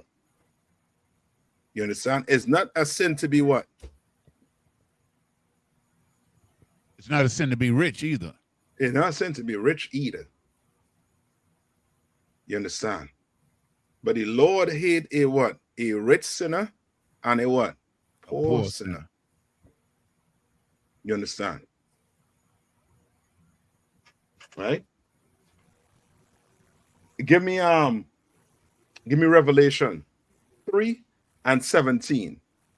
And then for time, right? If you get, go ahead and read it. So, like it, sir. Mm-hmm. You called for another precept, I believe, is diverse lust, or did you not want that one, sir? Yes. Come on. Okay. It's the book of 2 Timothy, chapter 3, verse 6. Mm-hmm. For of this sort are they which creep into houses and lead captives silly women laden with sins. Right. For this last one. Salakia. And laden, Salakia. And led captive silly women laden with sins, led away with diverse lust. Diverse lust. Read on. Come, verse 7. Ever learning and never able to come into the knowledge of the truth. Right. And that's what diverse lust does. Before you know it, you'll be what? You'll be in the world thinking you're what? Thinking you're in the truth. But you're just full of lust. You understand? Tab 1. Grab that in the chat there, in the private chat. Come on. All right. Give me Revelation 3 and 17. And then we go read that story quick. I know we're coming up on the time. I got it, sir. Mm-hmm.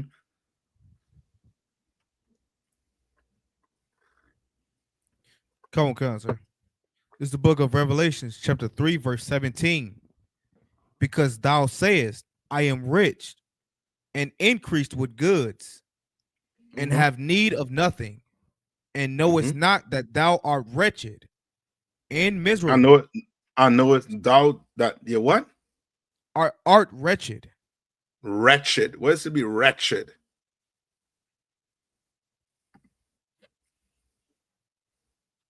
That's why you could be rich. I mean, you could be Denzel Washington. You come in and sit down in class. Guess what you're gonna have to do after class? Select it. Come on.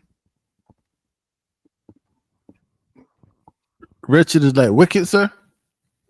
Look it up for me. Salakia, sir. Come on.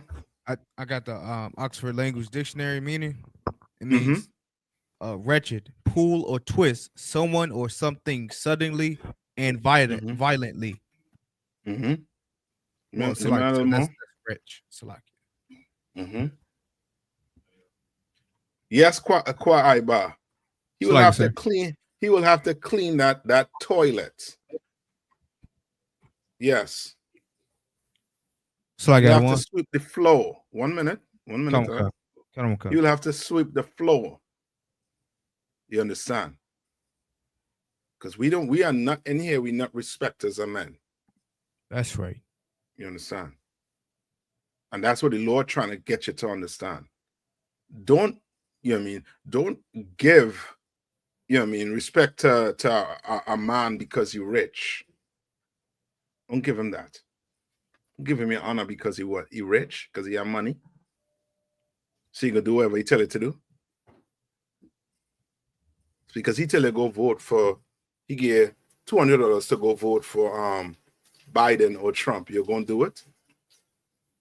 You'll listen to him? Because he tell you let's have a million man march. We're gonna march to join the white man. You're gonna do it because he has money. Salaki, sir. Come on. If he get you a $50,000 signing bonus to join ICE to go lock up your brothers. That's right. You're gonna do it? If I could, sir. Come on. Could we say the same thing also for IUIC? Because they do march. Like I was on Threads, it's like a off brand of Instagram, and one of their I guess students or something, I don't know what he is, but he was like, yeah, we just did a march through DC and Delaware. I'm like, you know, what does that do for the people? I didn't get a response, but it just reminds me of how they feel about, you know, the poor, and they don't go into actual neighborhoods and actually help people. Yeah. Yeah. They're wretched. Read on. Did we get the definition of wretched? Yeah, come on, sir. I got to pull it back up, sir. Salakia. Give me a wretched. Come on, sir. Wretched, deeply afflicted, dejected, or distressed in body or mind. I got a second definition if you want it, sir. Come on. Extremely or deplorably bad or distressing. Right. And he's saying what? That you're what? That rich people know it's not that thou art what? Wretched, sir. And what? Salakia. That thou art wretched and miserable, and poor, and blind, and what? And blind and naked. What's this trying to? We're trying to say to these rich people. Salakia, sir. Come on. That they are, you know, poor in spirit because they don't really, you know, they don't hold any substance other than money. Yes, and that wretched, you can replace it with unhappy. Come on, sir. Let's say in a very unhappy, unfortunate state, wretched. And that's, you know, I mean, rich people. You know, so some of us look at these rich people and we will love to have their life, not knowing it's, I mean, look how what's her name? Whitney Houston. She had money. Michael Jackson had money.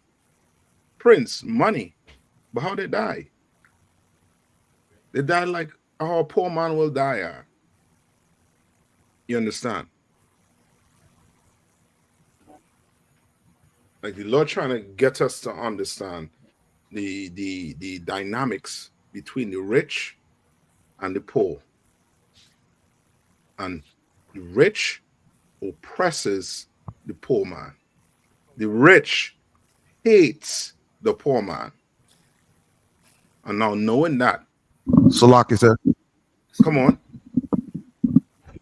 That's like when Christ and Barabbas was up. You know what I mean? The Pharisees they chose Barabbas. Well, you know what I mean? And the poor people followed suit. Yeah. Yeah. The rich man, he is going to have you do things to suit his what? His pockets. You understand? You're going to think you're getting wisdom from him. You're not getting any wisdom from a rich man. None whatsoever. None. All right. Tabone, you want to read that story?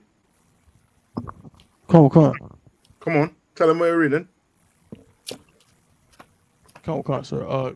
And you can put it up on the thing too. Come on, sir. Right? Put it up on the screen. And this kind of like ties into the topic also too, because these you know what I mean, these uppity up Negroes be thinking that since they not so-called poor, that white people are going to do what? Accept them. You understand? I don't know if we could play the video, but I'm not too sure, so we won't play it. All right? You don't have to play. Valuable insight. Sorry, sir. Like knowing when you can finally skip this. Okay. It says Trump. This is a story from CNN. But through Mediaite, it says Trump defender stuns CNN anchor in brawl over white people and slavery. Right. What now, exactly are you talking about? No, hold on. Like, could anything coming out of a white person out stun you today? The only way it's going to stun you today is if you buy in to America. Right. You buy into what America trying to say that there's a melting pot. You buy in to to democracy. you buy into things like these. Then when a white person speaks contrary to what you've been taught in school, you're going to be what? You're going to be surprised.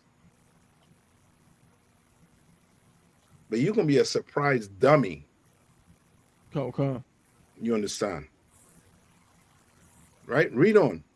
Come.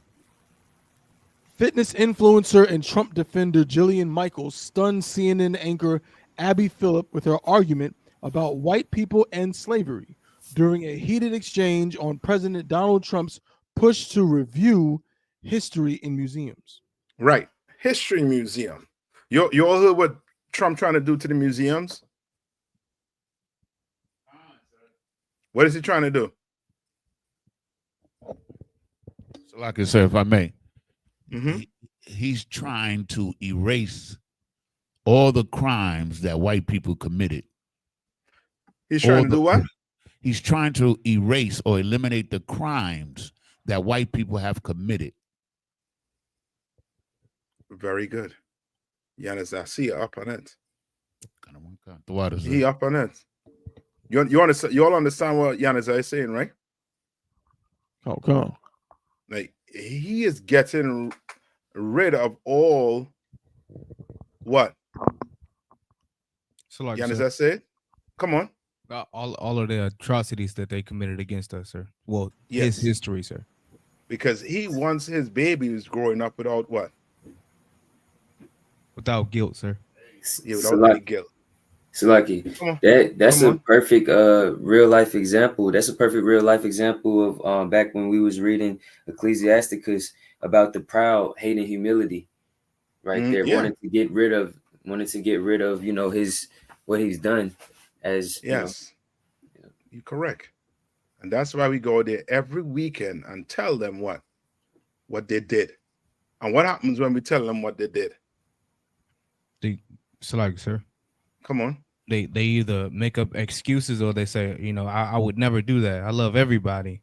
But in reality, I mean, they just showing who the devil themselves to be the devil, because I mean, you can't take accountability for what you did. Your ancestors were the ones that, you know, did it. You are reaping the benefits of it. That's right. But they do a little more than that sometimes. What do they do? Salaki. Come on. They get angry. That's it. They get angry. They get angry and they want to do what? Call the cops. Come. You understand? And say we disturbing the peace, this, that, the other. Right? They get angry at us telling them what they did in their forefathers did in history. I'll understand if we were up there doing what? Just making up stuff, lying. But we're not.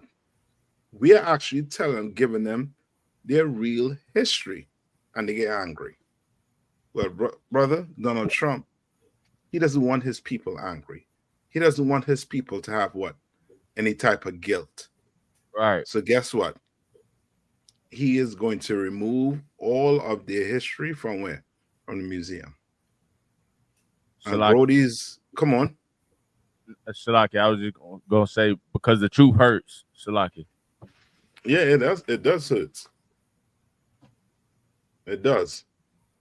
Because boy, oh boy, today they're looking just like who? What are they looking like today? So like I said, they looking like the Nazis. Yes, like the Israelis. You understand? The oppression, you know what I mean? Like right now, what he is doing, he is trying to rewrite American history. And the Lord is not going to allow that. Because we are going to be out there on them streets reminding America about real American history. You can get rid of it from the museum, but you ain't gonna get rid of it from the streets until Christ returns. White people are going to hear what your forefathers did. You did not work hard for what you have. You did not. You got what you have because your forefather was white. You understand? That's your inheritance. You ain't work hard like brothers or sisters who had to go to school. You understand? And make sure they got A's on their paper and come out into this world and still had to fight. Top. I mean, you go to school for what? How old you be when you start school? What, 5? I think 5 is the minimum. And then by 20, so that's what, 15 years you go to school. Right? If you go to college, it might be what, 20 years you go to school. And then you come out into the so-called world to work in the workforce. And that degree means nothing. You understand? And I'm not saying don't go get it. I'm saying that's how they look at it. Because now you have a degree, but guess what? You got to go work. And I'm not down then working in no like KFC, no establishment like that. It's an honest paying job. If you had to work that, work it. You understand? But the oppressor, he is so wicked and evil that he will make you have to go on, work 10 times as hard as him. And then tell you, you're shiftless, you're lazy. While he's gobbling up the earth. So like the oppressor, they have no place for us in their world. That's it. That's why we're gonna have to create our own. That's why we are creating our own. All right. Read on tab 1.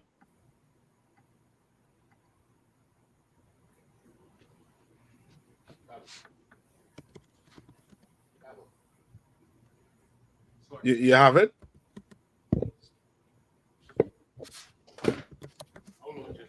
Who could take it for him?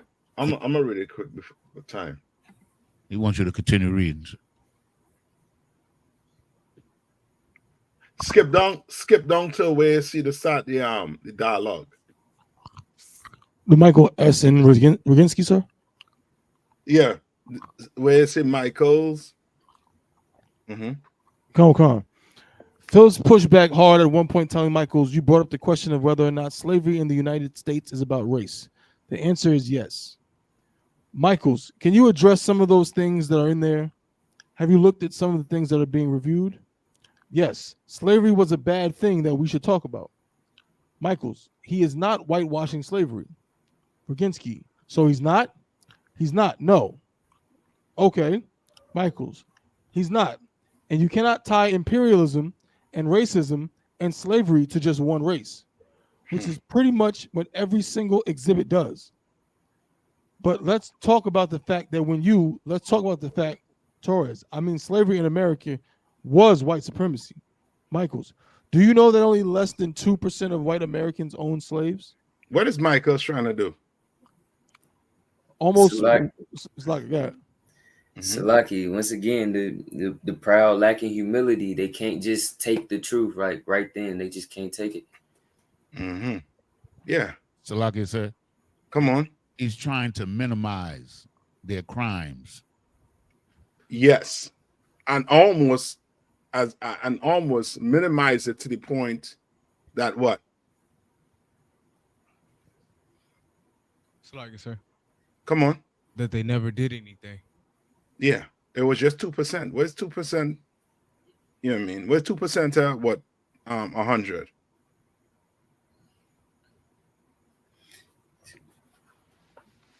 Nothing.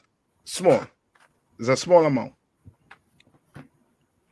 What she's not saying is them 2% own all the black people that was in America. Right? Salaki, sir. Come on. That's kind of what they say now. They say a lot of oppressors didn't own any slaves, but in reality, they all owned us, sir.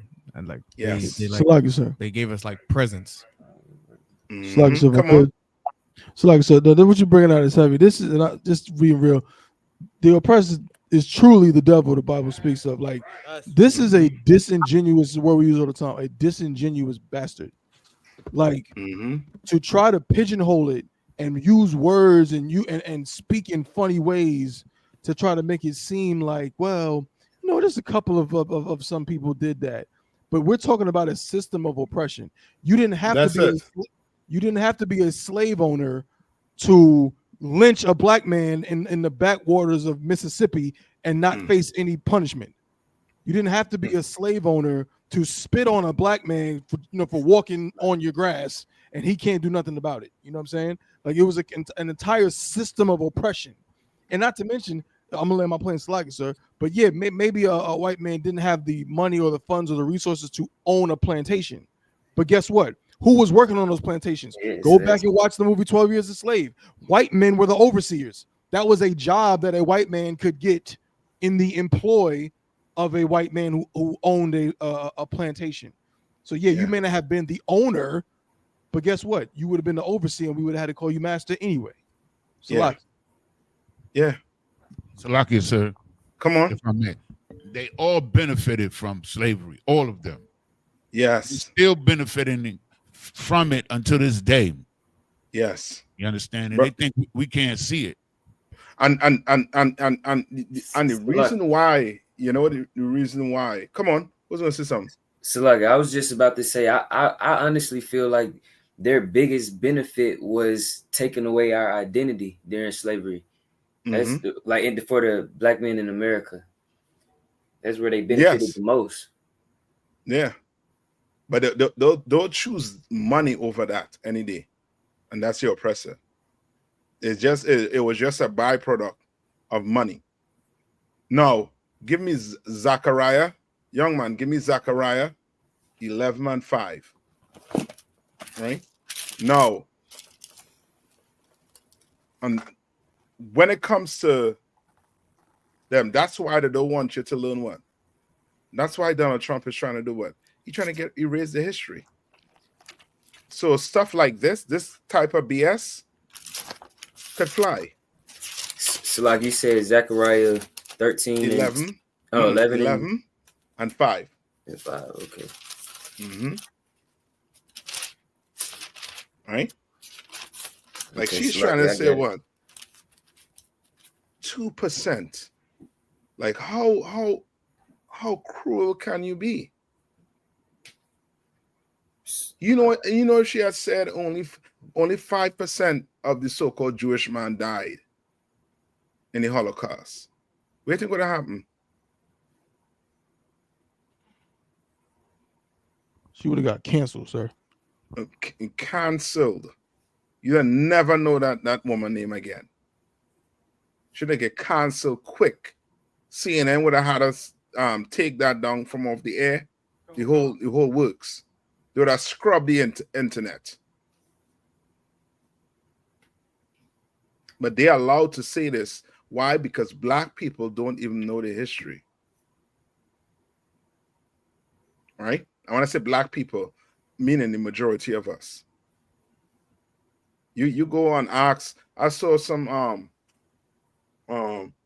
show where a brother was asking for countries in what I think in countries in forget what he was asking about, certain countries, and brother, nobody knew the answer to some of these questions. I think he was asking about South America or Central America. Give me 3 countries in South America. Forget what he was asking. But we don't know. And that's because we don't have our own school system. We don't have, our own anything. So they're allowed to just feed us whatever they want to feed us.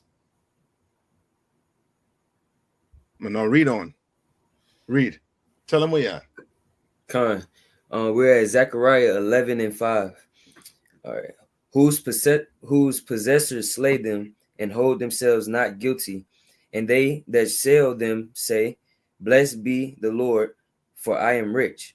You understand? They're doing what? They're trying to say what? Whose possessors what? the possessors slay them and hold themselves not guilty. So as there's go ahead. I was just saying, so as they're committing their crimes against our nation, they're justifying everything and just not want to take accountability for anything that they do. Yeah, they want to hold themselves guilty. It's like they do not. Come on.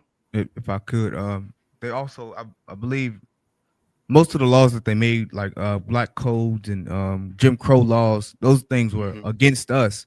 But there also was probably more than likely, it's not well known. It's called like a casual killing law, well, unaliving, it's like that they would, that they use for blacks, Hispanics, and Native Indians that they would do. And like, so if it benefited them by unaliving one of us, they could do it like willingly. Like at any time they, see one of us walking down the street and they just, want to take another man's life, they have the right to do so, sir. Yes. Just like the police do today, Salakia. Yes. Yes. And this woman, I'm guaranteeing you, she would, if they had pressed her more, she would have said what? What do you think she would have said? What do you think she would have said if they had pressed her more about slavery? She would have said, come on. She would have said that she didn't own any slaves. She's not responsible. Yes. Yes. That's it. She'd have been like, my great granddad didn't own any slave. So how am I responsible for what happened to them? And that's so evil to even see. That's so wicked to even see. So like it, my lord. Come on. I was just letting you know that the show is on. Your show has started. Okay. All right. Finish reading this. Blessed be the Lord, for I am rich, and their own shepherds pity them not. And their what? Their own shepherds pity them not. Meaning what? Slacky, that's just meaning like the shepherds who were supposed to be leading the flock, if I'm not mistaken. The shepherds are supposed to be leading the flock. They pity the people. They don't pity the people that they sold unto the possessors. Because the possessors gave them riches for doing so. Yes, they don't. Yes, your penalty. They don't really care. They don't care. Correct. You are correct. Your leaders do not care. If your leaders care, they would stop teaching that crap they're teaching in Christian church and teach you the truth according to the Bible, and teach you that the white man is the devil the Bible speaks of. That's what he will be teaching in the Christian church if he cared about you. All right.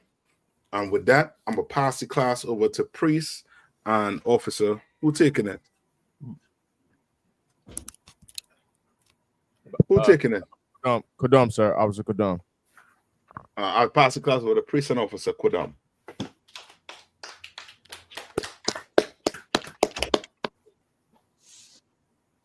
Minute Israel Majum. We're going to render 130 salute unto Captain Nayathaq. Minute Israel Majum Shabbat. And Majum. Barak. Yahweh Shivya I was shot with the fuck.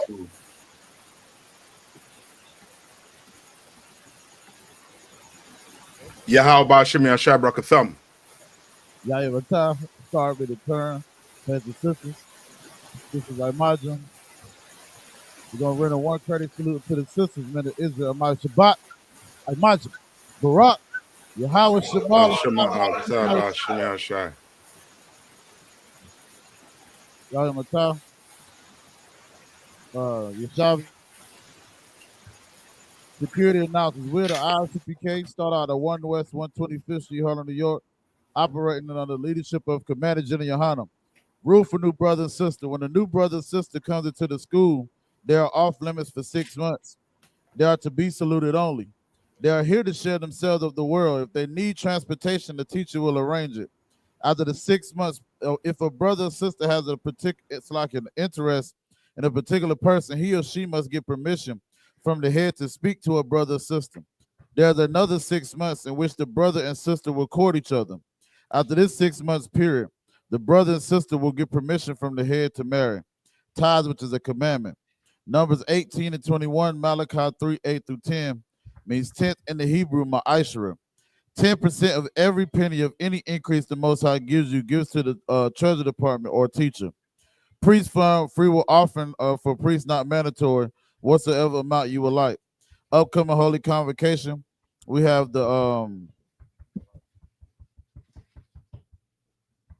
memorial blowing the trumpets, which is the first day of the 7th month, Sunday, September the 21st, 2025.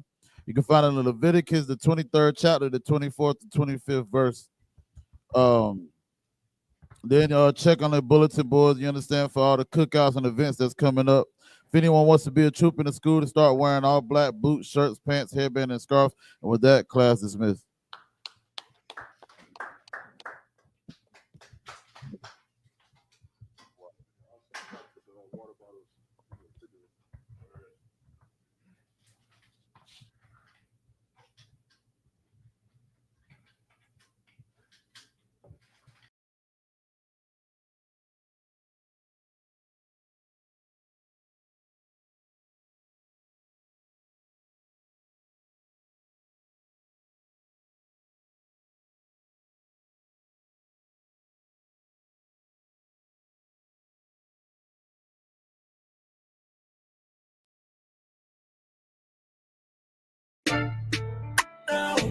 Yeah. I want West.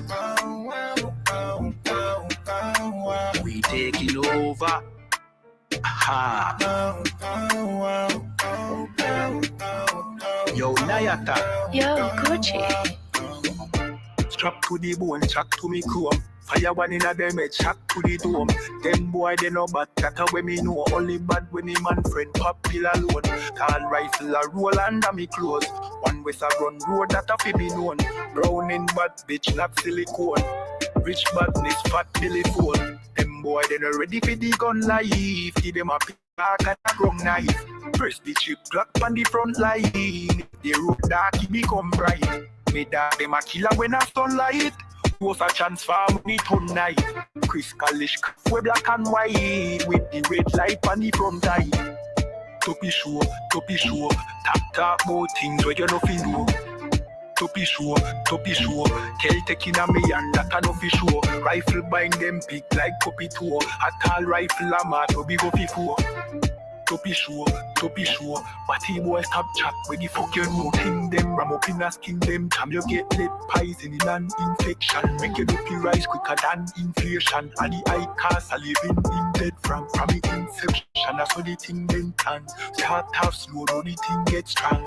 I one west and it never take long. Now we are do the road mad injection. To be sure, talk about things where you no feel know. To be sure, Kel taking a me and that I no fi sure. Rifle bind them big like puppy tour. A tall rifle a mad to be go fi four. To be sure, but he boy stop chat where the fuck you know. Them boy they not ready for the gun life. Give them a pitchfork and a gun knife. Press the chip clock on the front line. If the road dark, he become bright. Me dog them a killer when a sunlight. We was a chance farm when it turn night. Chris Kalish calf we black and white. Make the rain fall and the ground dry.